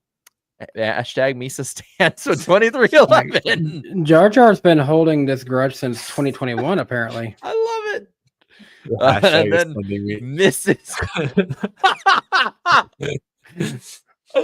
Mrs. Jar Jar Binks. AV is like these doo-doo head KH. Kevin Harvick. Misa stands with 2311. Are we going to get that hashtag trending? If they can, we're taking credit for it on this show. I stand with 2311 says everyone type hashtag I stand with 2311. Also boo Kevin Harvick and Alex Bowman. Jeez Louise, this is quite the get out the vote campaign. Oh man. Bailey here says, how many races does it take Gralla to pass Wright in points? Wright scored 177. Well, let's do some maths. How about that? It'll take him 9 races. Well, how many races we got left? Because we're like, what, 19 in? And we have 33? Yeah. I think it'll take about 9 races. Because let's think about it. He'd have to average about 18 points a race to do it in 10 races. Maybe 10 races then. Maybe it might take 10. Is there 14 races left, right? I think so. Okay. So he'd have to average 13 a race. I think that's doable for Cas Gralla. Yeah. Let's see. Vinny says, don't forget SVG had a top 5 last year at Indy. Wasn't that though with like that low horsepower package too? Not saying that to discredit him, but just sort of. But just a little. Just a little. Not a lot, just a little. Just a little. No, I get it. Now I stand with 2311. Stands with 2311. JJTN 52 says Austin Hill has a better resume than Zilich and Hocevar. He also has more time. Yeah, he's also 30 years old. But yes, I mean, he has been around and won a lot of races. I mean, he is very good. Yeah. I mean, Austin Hill is like SVG when it comes to super speedways. I stand with 2311 says 2311 is right. I stand hashtag I stand with 2311. Yep. They made it very clear. Yeah. West Virginia for the 10 says RWR pissing off Legacy, RFK, and the courts. They are screwed. We'll see what happens. Yeah, I'm just seeing Patrick, and all I'm thinking is that's not what they were trying to cook. Firmly grasp it. Steven for the 2 says if 2311 and front row charters are sold, where do the drivers go? DoorDash. They're out of the sport now, I thought. That one Twitter account that always replies with Bubba Wallace's winless streak would be. I wonder if Bubba never wins again, how long he's going to do that for. Oh my gosh. Bubba's gonna be 93 years old and still getting that. I don't think they're going anywhere this year. Now, I mean, of the 6 drivers mentioned, I feel like Tyler Reddick is the one bona fide star championship contender. I'm just having this thought of Richard Childress be like, well, look who's back. I'm just saying someone could maybe throw, I don't know if it'll be Childress, but somebody could throw big money at Reddick and he could technically take it if he wanted to. So I mean, Austin, you want to step back, let him hop in the 3 for a little bit? If there was anyone that was a current owner who would not give a damn about pissing anyone off and buy one of the charters, it would be Richard Childress. that's true. But I don't know. The timing would not have been any worse. The timing could not be better. It's major stonks. I'm just trying to imagine Richard Childress. We had major stonks with Dale. Somebody needs to find Richard Childress and get him to say stonks on camera, please. I will pay. I will. Austin Pop has some major stonks over here. Get your ass into pit road. I'm thinking of that. Whoever. I'm going to go around as media, find and say, sir, what do you think about the reports about your stonks being messed up? My what? My stonks. What's up, dog? Brooks Burgers United says, "Be with the people." Hashtag I stand with 2311. Daniel for the 5 says, "Could we see wet weather tires be at Dover? I'm excited to go to Dover. Bristol and Dover are awesome." I don't think so. Well, probably not, since we're going to be using this new tire. I do have a prediction that I have a feeling is going to be wrong. That I think it was like this year or last. It was last year or this year there'd be a wet weather tire test at Dover. I don't think that's going to happen. Be a good time of year to try it, though. Yeah. GN NASCAR fan says, "I'm going to wait and see on NASCAR 25. I will be going to Daytona in the August weekend, and if there isn't an activation there like ignition, that's a red flag." I would agree with him on that. That's plenty of time that they should have something ready for public testing. Yeah, especially with the trailers out too. Like, there needs to be something there. Brian for the 5 says, "Since the cars have been tamed by decreasing horsepower and high downforce, would removing the restrictor plates or tapered spacers fix Daytona and Talladega?" I don't think so, because they still would go a lot faster, and I think that people would be comfortable with. Yeah, I don't know. They'd still go over. They'd get up to over 200 miles per hour. Yeah, it baffles me that of any of the tracks, the track types that they have issues with this car, that the super speedways are not fixed yet, or at least are not noticeably better. One thing we didn't talk about tonight because it broke right before the show, but they've added some roof flap. Oh, the 8-pillar ones. Yeah, I didn't look into it in great detail. I think it's for super speedways, right? I don't know that it's going to impact the racing. I don't think that's what it's meant to do, but it's just another thing on the car. You never know. There's always unforeseen consequences. I'm waiting for them to have the door flap. It's just the entire door just goes out like that, and then you just see the roll cage. It still surprises me that they haven't got it fixed with how big those events are for NASCAR. And eventually, the wake up call, they'll get that wake up call. I'm surprised it hasn't happened yet. You're right. A non-rain delayed Daytona 500 under 7 million viewers. Maybe that's the wake up call. Maybe. Let's see. Chris here says, "Would you rather have 3 wins like SVG but not be a title contender, or 1 win like Elliott but be second in points but still be considered a long shot?" If I'm a long shot, I can still win it. If I'm not a contender at all. In that, if you're calling Elliott still a long shot, then I would rather be the guy with 3 wins. I'll be honest, in general, I'd rather have wins, but that's just more my take on the championship than the wins. I'd want to have the wins. A better question. Well, the better thing is I don't consider Elliott a championship long. He's probably like the 5th or 6th most likely guy to win the title is the way I kind of view it right now. That's closer. That I would maybe rather be Elliott, because you're up front, you're contending more week to week than SVG is. But the 3 wins, there's a lot of guys who don't win 3 races in a year ever. So that's a tough one. That's a good question, actually. It is a good question. Jupiter Rain for the 2 says we need a full NASCAR manager game. I mean, this is the career mode's kind of a manager one. It's just, we'll see. Though there's probably some good stuff they can have with it. Indy Carson says, I didn't pay attention to Sonoma race since I was in Charlotte and checking out the NASCAR Hall of Fame. Well, that's pretty damn awesome. Hope you reason had a not good to. time. Yeah. I was there in 2014 last, and it was incredible. Like, every NASCAR fan should make an attempt to go. Even those who are not NASCAR fans anymore that fell away, like, you will have plenty of stuff that you recognize, know, and love. And so if somebody who's like fallen off of NASCAR, get them to go to the NASCAR Hall of Fame, because it's for anyone that's ever like NASCAR, you'll love it.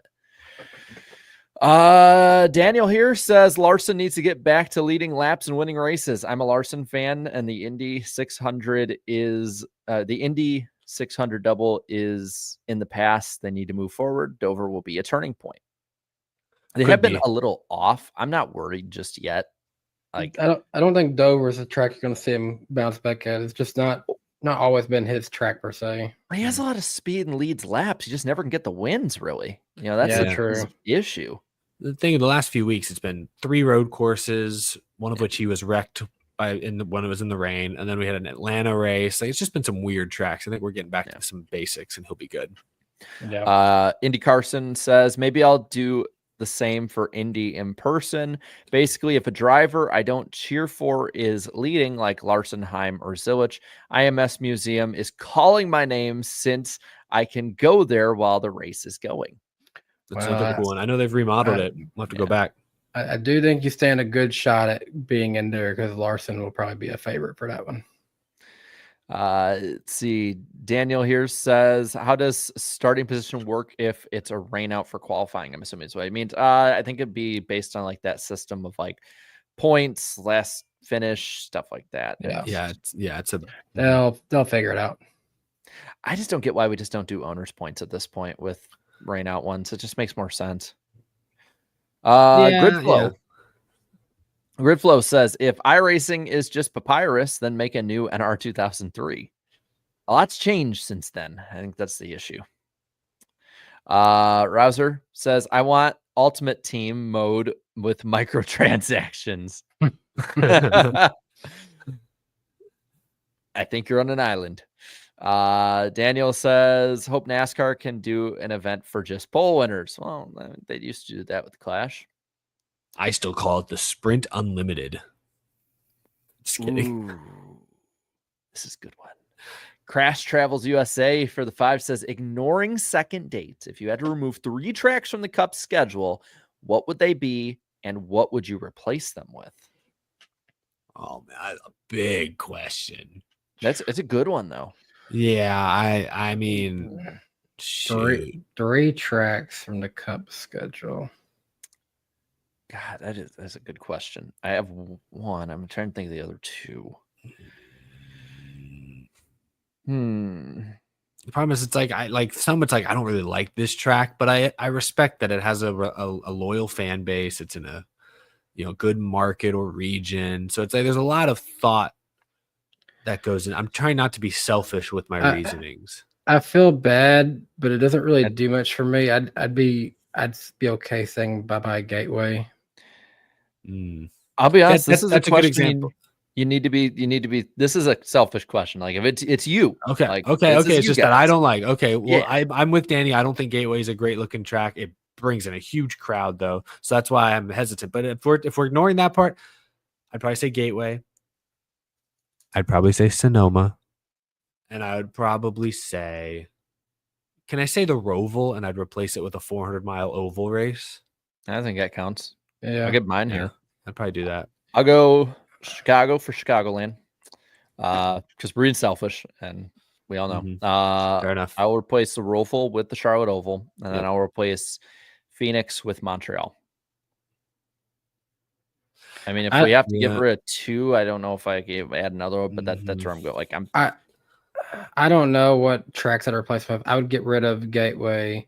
I'd get rid. Controversial. I get rid of Phoenix. And heck, I get rid of get rid of Richmond. Ooh, that one is controversial because of Actually, aspect. you know what? No, I'll keep Richmond. Get rid of Iowa. I think that's even more controversial because it's so new to the schedule. That makes it easier. It's easier to cut ties with something. He's Not even in the club yet. You know, that's why I'm getting rid of Gateway. It's also similar. I take that, chat. Nobody said Texas. That's the thing is like, I mean, Texas race is decent. This car, it's at least entertaining now. It's at least entertaining. Did you notice I got rid of all the flat tracks? I got rid of Phoenix, Gateway, and Richmond or Iowa. Take your pick. I want to wait until this year's New Hampshire race, but I was also thinking about New Hampshire. Sorry, New Hampshire fans. I'm sorry. I just realized I replaced two road courses with ovals in their market. And then the one oval I did get rid of was a flat oval, and I got rid of it for a road course. So it's like I'm evening it out a little bit. You had the balance.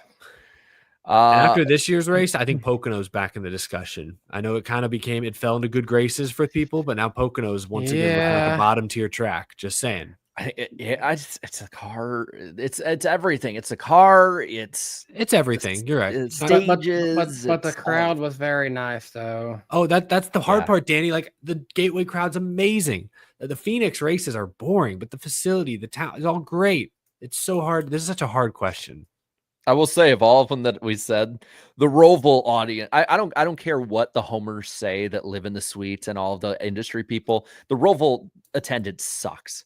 Whenever they show the crowd, it's more sparse than any oval race there ever is. Like, Daniel says Rockingham will come back to Cup at some point, probably. Daniel left a lot of them. Says I predicted Dodge would make a return to Cup in 27. Put him on the list. Yep. Well done, Daniel. Bailey says Joey Logano makes his 600th start this weekend. His very first win in his Cup career came at. No, it didn't. No, it was that didn't come at Dover. It came in New Hampshire. That season at Dover, he flipped a bunch of times. That's right. Yeah, that was a nice flip too. Let's see. Mom 9098 for the 5 says loved the NASCAR live stream from the hauler. Hope they repeat it. Yeah, that was really cool. I wish small complaints.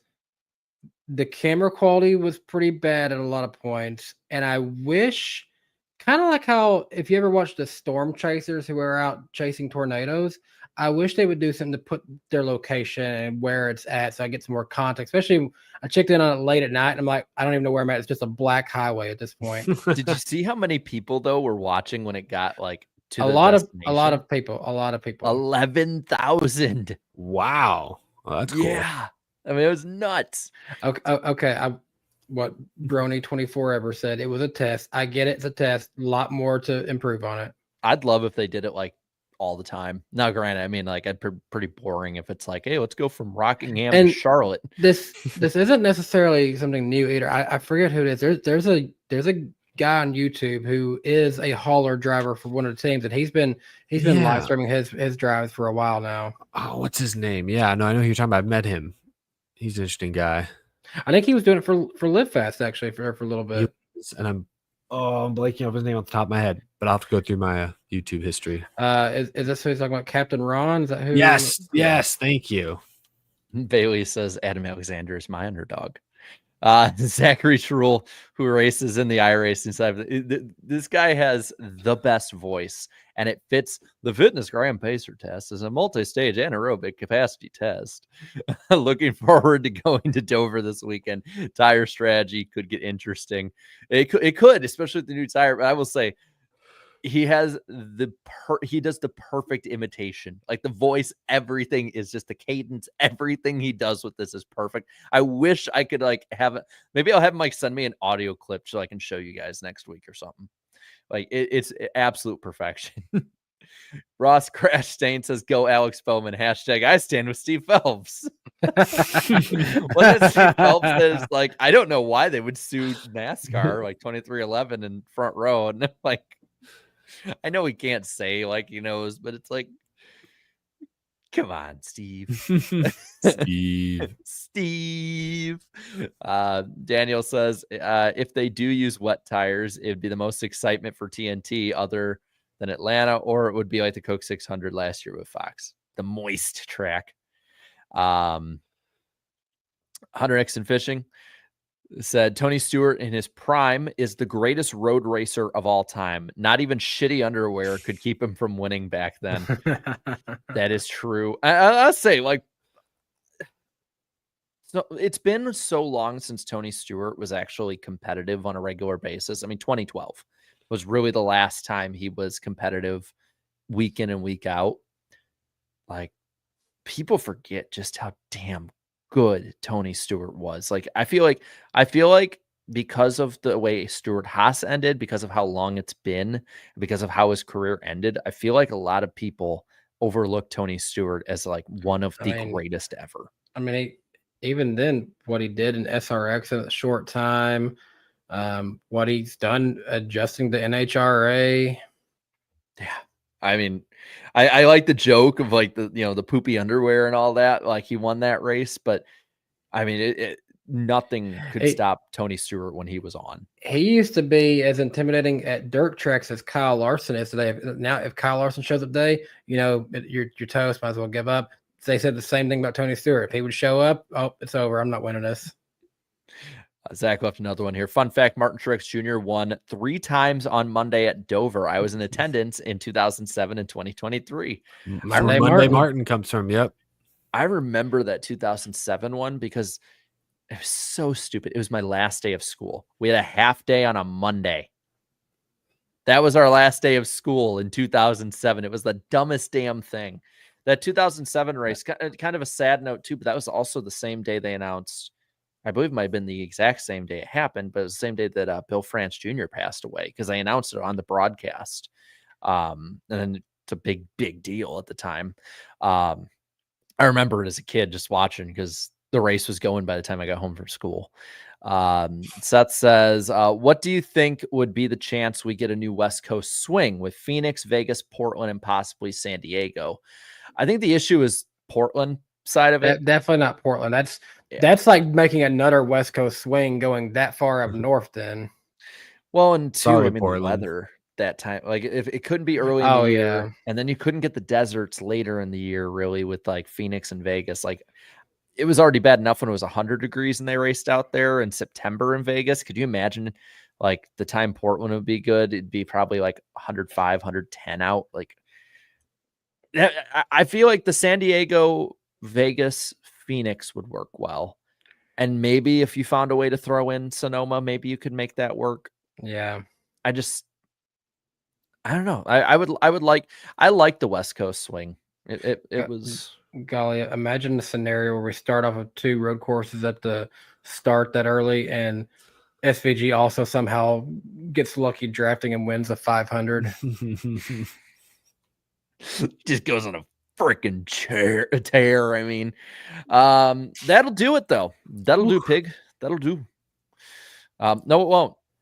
Daniel says, Jarrett, do you know you was excited for COT in 07. I actually really wasn't.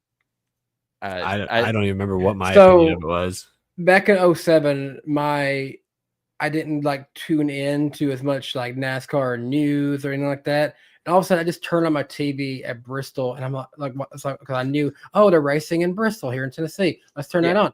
What is this? What are they racing? These are kind of different. Well, that's how I basically was too as a kid, because I just wasn't watching as much racing back in like 07, 08. And so when I flipped onto a race, I was like, I do remember thinking, I don't know if I like this. I wasn't crazy. I wasn't crazy because remember that first year, like 2007 and 8, they were a lot more boxy, and they finally it seemed like they got the cars looking better as they went with it. The schemes fit better and all that. 09 was the best year for schemes with the winged version. I remember you have that awesome display in your room upstairs, Danny. With I think are those all 09 cars? No, those are 08. But I think 09 might have had the best year overall for the entirety of the field. Yeah. I remember because I didn't like it, But I remember in 07, because I didn't keep up as much on the news either. And I remember looking in my NASCAR preview magazine at the COT list each week, and I never thought to look further down. And I was like, oh, okay, we just did the Gen 4 at Daytona. Chicagoland's got to be, wait, it's not on the list. And I'm like, well, I kind of want to see it in person, And so I remember being disappointed, even though I didn't like it. It was the weirdest juxtaposition. I never got to see a winged COT race. I did get to see them practice at Bristol before a nationwide series race. I will say, under the lights at Chicagoland in 08 and 09, like they did look pretty good under the lights. They looked better in TV. Did not do them justice. I'll say that. I mean, I did kind of like the 2010 hybrid where we had a splitter and a spoiler. My 2011 and 12 was my favorite. 2010 will always stick out because they didn't do it the whole year either. They did it for 31 races. Yeah, the first 5 after Brad. After Brad flipped, I said, nope, it's gone. Well, and they were doing tests too because they were gonna actually have the bunny ears on them. They did tests at Talladega where they had the bunny ears like the Xfinity cars did. The bunny ears went to Xfinity. Yeah. And then Steven leaves one here. It says, personally feel Tony Stewart would have 100% won a championship if he went to F1 in around 2003 or 2004. And I grew up as a Smoke fan, so I am biased. I mean, if there was any NASCAR driver to do it, it probably would have been prime Tony or prime Jeff.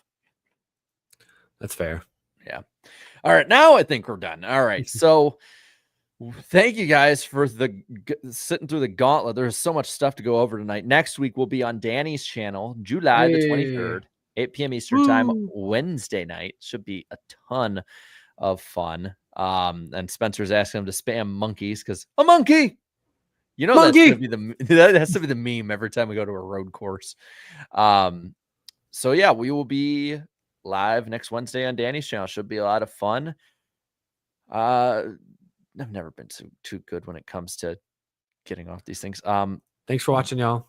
Leave. Bye. Oh, but bye. Bye.